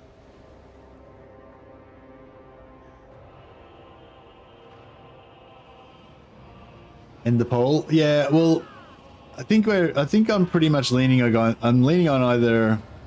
I wish there was some way I could get. I'd still kind of wouldn't mind playing Valkyr if I could somehow get Valkyr to the Empire so she can kill wizards. I like this killing wizards plan. I guess we could take Valkyr to Ulthuan and kill wizards there. I guess that would be okay. But the thing is going to Ulthuan is that there's no Dark Fortresses, so it's a bit messed up.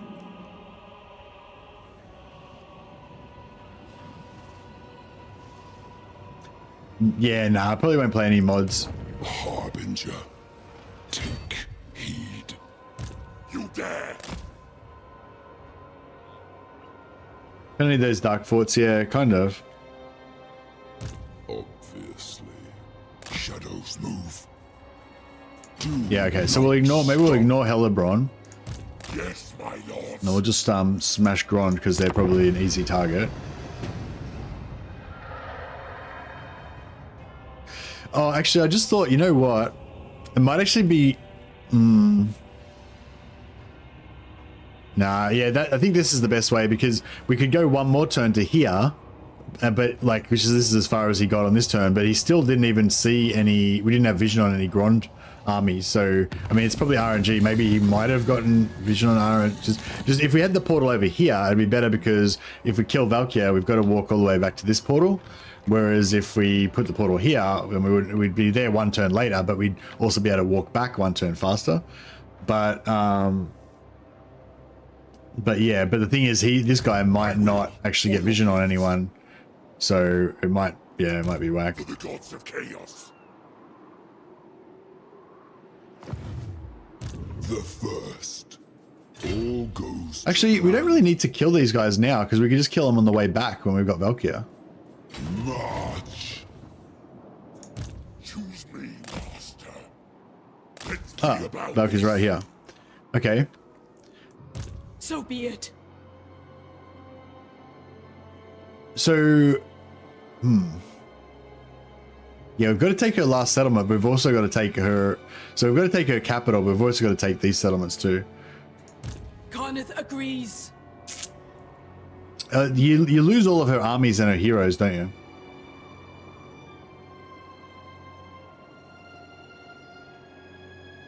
Like, she gets wiped. If I take her last settlement, her army gets automatically wiped out, right?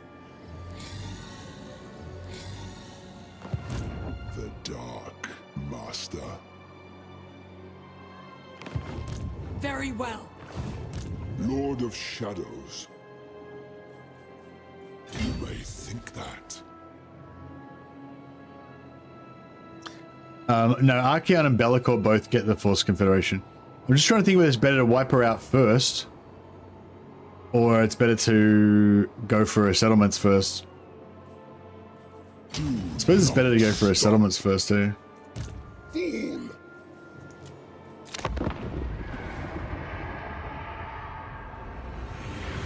feels like a lot of turns of like, well, it's it's 2 turns so far of not doing anything, not fighting, not leveling up. But in terms of turns, it's slower to get Karanak. But in terms of real time, they're very fast turns of not doing anything. So, you know, it's all right.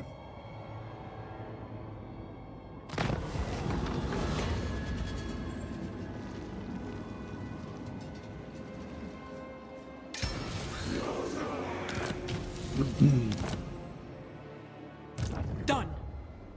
The first demon prince. My prayers are answered. Fight until you know nothing else. Call me We still got an easy mode. master. Yeah, I just got an easy mode for this dry run, so we could just pretend that we fought her and use my. Oh shit! We can't even win it with auto resolve, even with easy mode on. What the fuck? That doesn't look unwinnable, does it? Maybe. I don't know. Yes, warriors are pretty strong, I guess. Demonettes, yeah, these bloodletters are pretty strong too. Juggernaut as well. Yeah, she's got a pretty strong army. So, so maybe it's better to just ignore her army and just go straight for her homeland.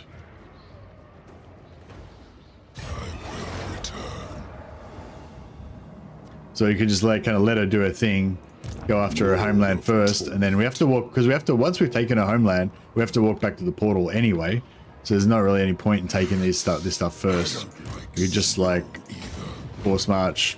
Well, we can't do it now, but The Thorn token. yeah, well, we could have done it earlier. Yeah, just force march through here, get her settlement.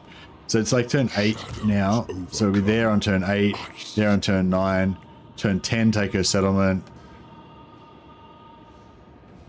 11, 12, 14, maybe.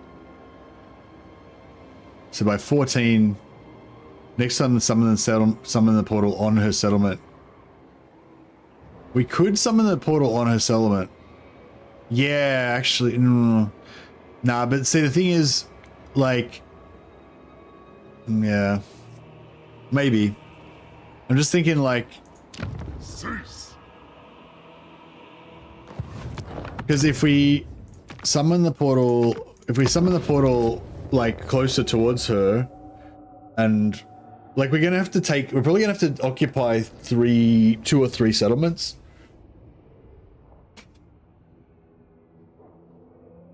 Yeah. You want to refresh that's the thing, we want to refresh the timer as soon as possible, so dropping it that turn early is good. Otherwise, if we wait, then we're probably going to be waiting 2 turns, not just 1 turn.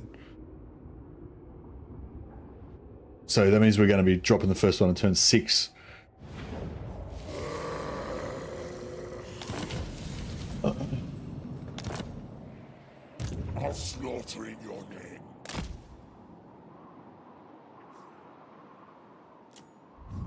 So yeah, so he does that. This guy, Ruinous powers. Your demise is certain. Belacor.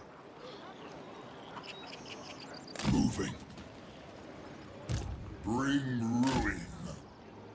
Godmaker.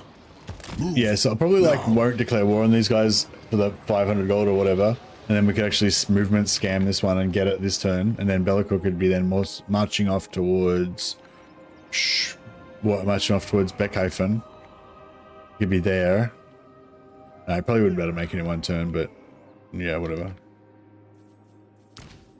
I hunger for souls. Good progress. All right, I think we've got a good, rough idea. Yeah, it would be good to level up a bit more. Like, how much of a big deal is it dropping? Hey, you do nothing. How you going, buddy? Yeah, how much of a big deal is it dropping the portal on turn 6 or 7-ish maybe instead of turn 5?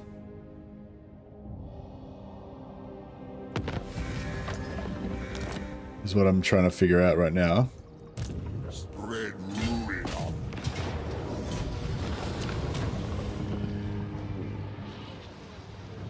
Yeah, always sack because we can't we can't take over their buildings, so there's no point occupying. Ravage them. Now is chaos. Then, The first. oh yeah, we can take Fort Chokova as well.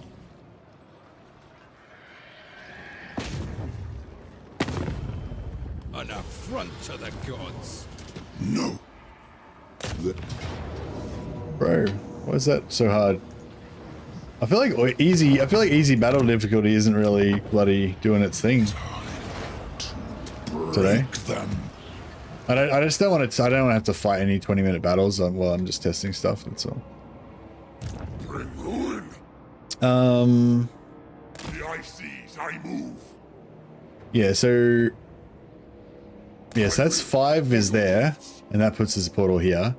6 gets us to here, but maybe doesn't even get us vision on anything, so that kind of sucks. I've been looking forward to this. Peace out with them. Without doubt. All right, well, peace out with those guys. Sorry, my mistake. Didn't mean to do that. Apologies. Do not You see, stop. how strong is she? Shit, she's already strong as fuck. Yeah, if that was me playing Zarina Kataran, I wouldn't have that many troops on team 5. Oh, maybe I would. Glorifying act. Distraction for all. The gods smile.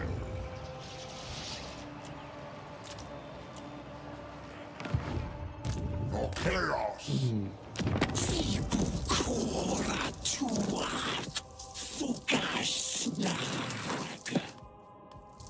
Alright, sell that to Draika for a bit of extra cash.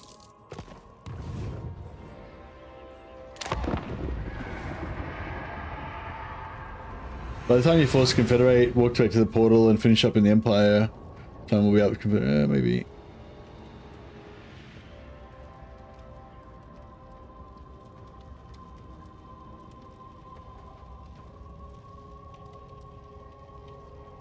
Yeah, not doing too bad, don't do nothing. Yeah, just getting fat.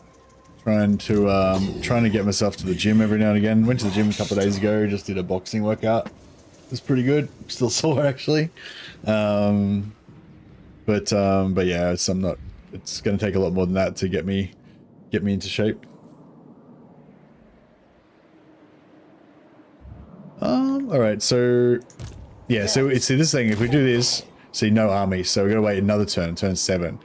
My prayers are answered. Bellicor, can we, yeah, so maybe Bellicor can take Bekarfan. Oh, well, yes. Where there are shadows, I shall be. This is wise. No, we'll switch this guy out for another random lord that's not in force march.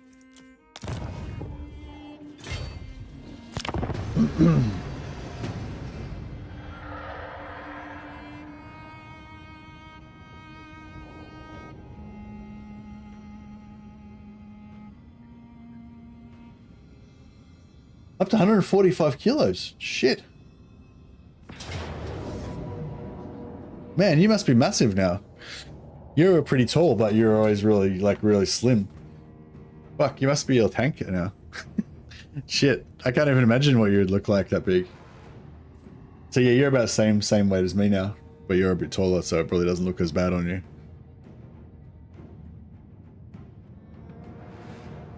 Yeah, so we run free from that.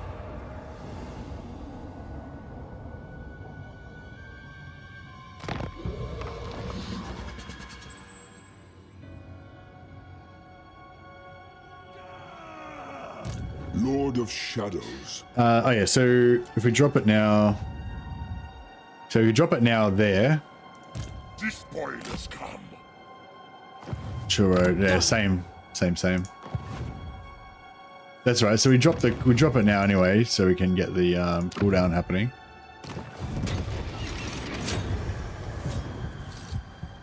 Yeah, that's a pretty. I mean, that's just turn 7. Wait up. Black-hearted.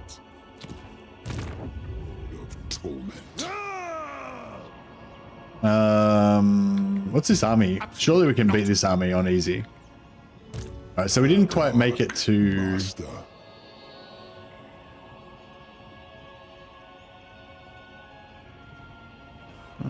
Oh, it doesn't matter. Yeah, well, like I was thinking we could maybe occupy Beethoven and then somehow get this guy as well and whatever. But we won't worry about that. By the eldritch I see. But yeah, we get a little bit of extra XP here at least. What? Ring ruin. The foot. I shall scar you. Back on New Year was on 85. Looked very, very round. Not much of the game was muscle. Okay. Yeah, I think like just COVID and fucking everything was pretty rough on a lot of people. Well, maybe not the people who were disciplined enough to keep maintaining themselves, even despite COVID. But I was not one of those people, unfortunately. I am the harbinger. You are mine. The first damned. Join But yeah, like I mean, back when we were training together, I got down from 107, I think 107, 108 kgs to like 90. I don't know if you remember me when I was about 90 kilos, but yeah. So the one thing that taught me was that you can do it. Like if you want to lose a shitload of weight, then it's doable. Like I never really tried to drastically change my body before, and so yeah, so but from doing that I was like, okay, yeah, you can actually do it. It's doable. It's a thing. So you know, I'm sure that you can do it as well once you get motivated to do it. That's the thing. Like I feel like a lot of stuff is like you know, it's not like you can't do it. It's just like you're not doing it yet. You're not ready to do it yet. You know, when you're ready to do it, then you'll just do it.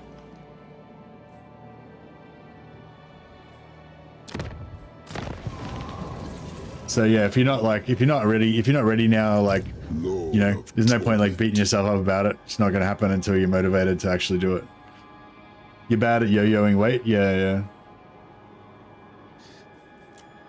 We'll get there. All right, so yeah, so basically, actually, I'll do a couple more turns. We'll just play this out. Let's game this out some more. So turn 7, I'm thinking, yeah. So we like turn 7 here. Plus we got that extra kill on that extra Empire army. Lord of Shadows. We've not got Bit of Shades, but we've got like Pendulum level 2. Skill acquired. So we're here instead of turn 7. We're here instead of turn 5 being here. But also the portal's closer to. If we have to walk to her end point, then walk back, that sort of works out pretty well in a way. Anything's possible. In the last 6 weeks, I've lost 7.5 kilos. That's pretty good. 100 kilos is your goal?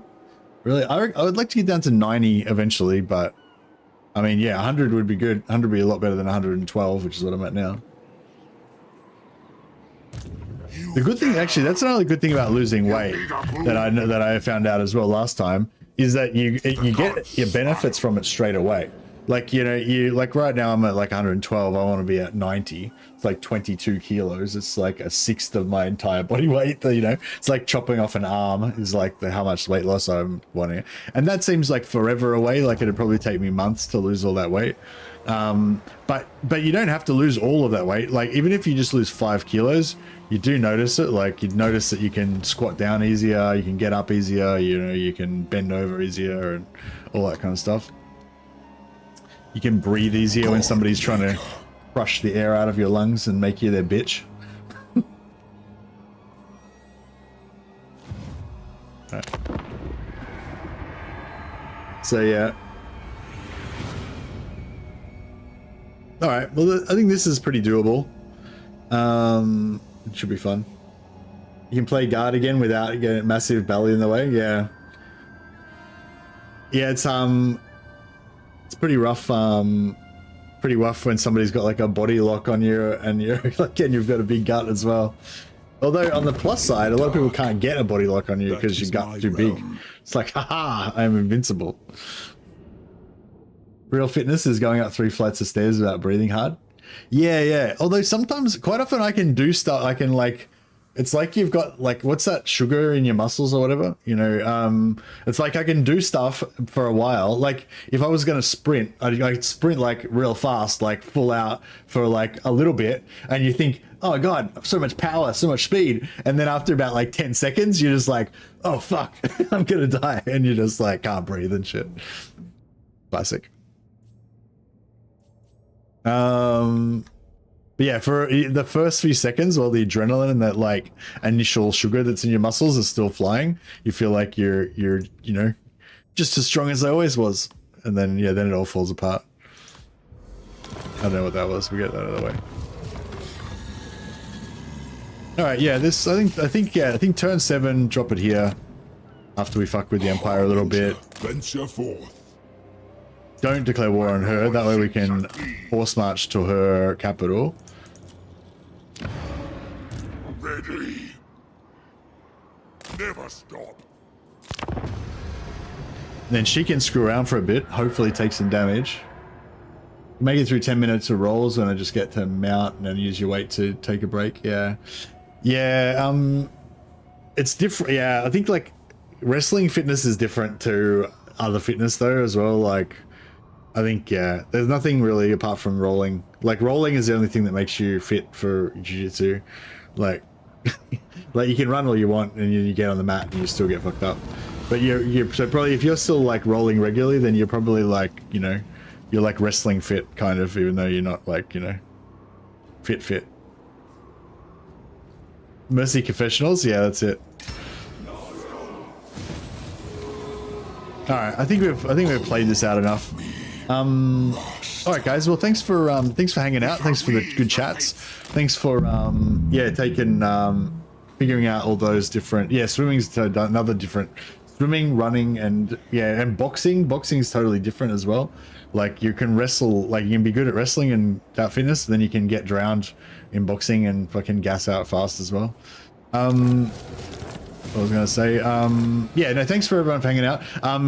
Yeah, sorry, I tried to condense all of the patch notes stuff at the start and make it like real quick, like bam, bam, bang. This is what was cool about the patch notes. But then throughout the stream, there was a whole bunch of other stuff that I'd forgotten. Some of that was actually really important as well, which I didn't write down. Otherwise, we could have done a quick recap now.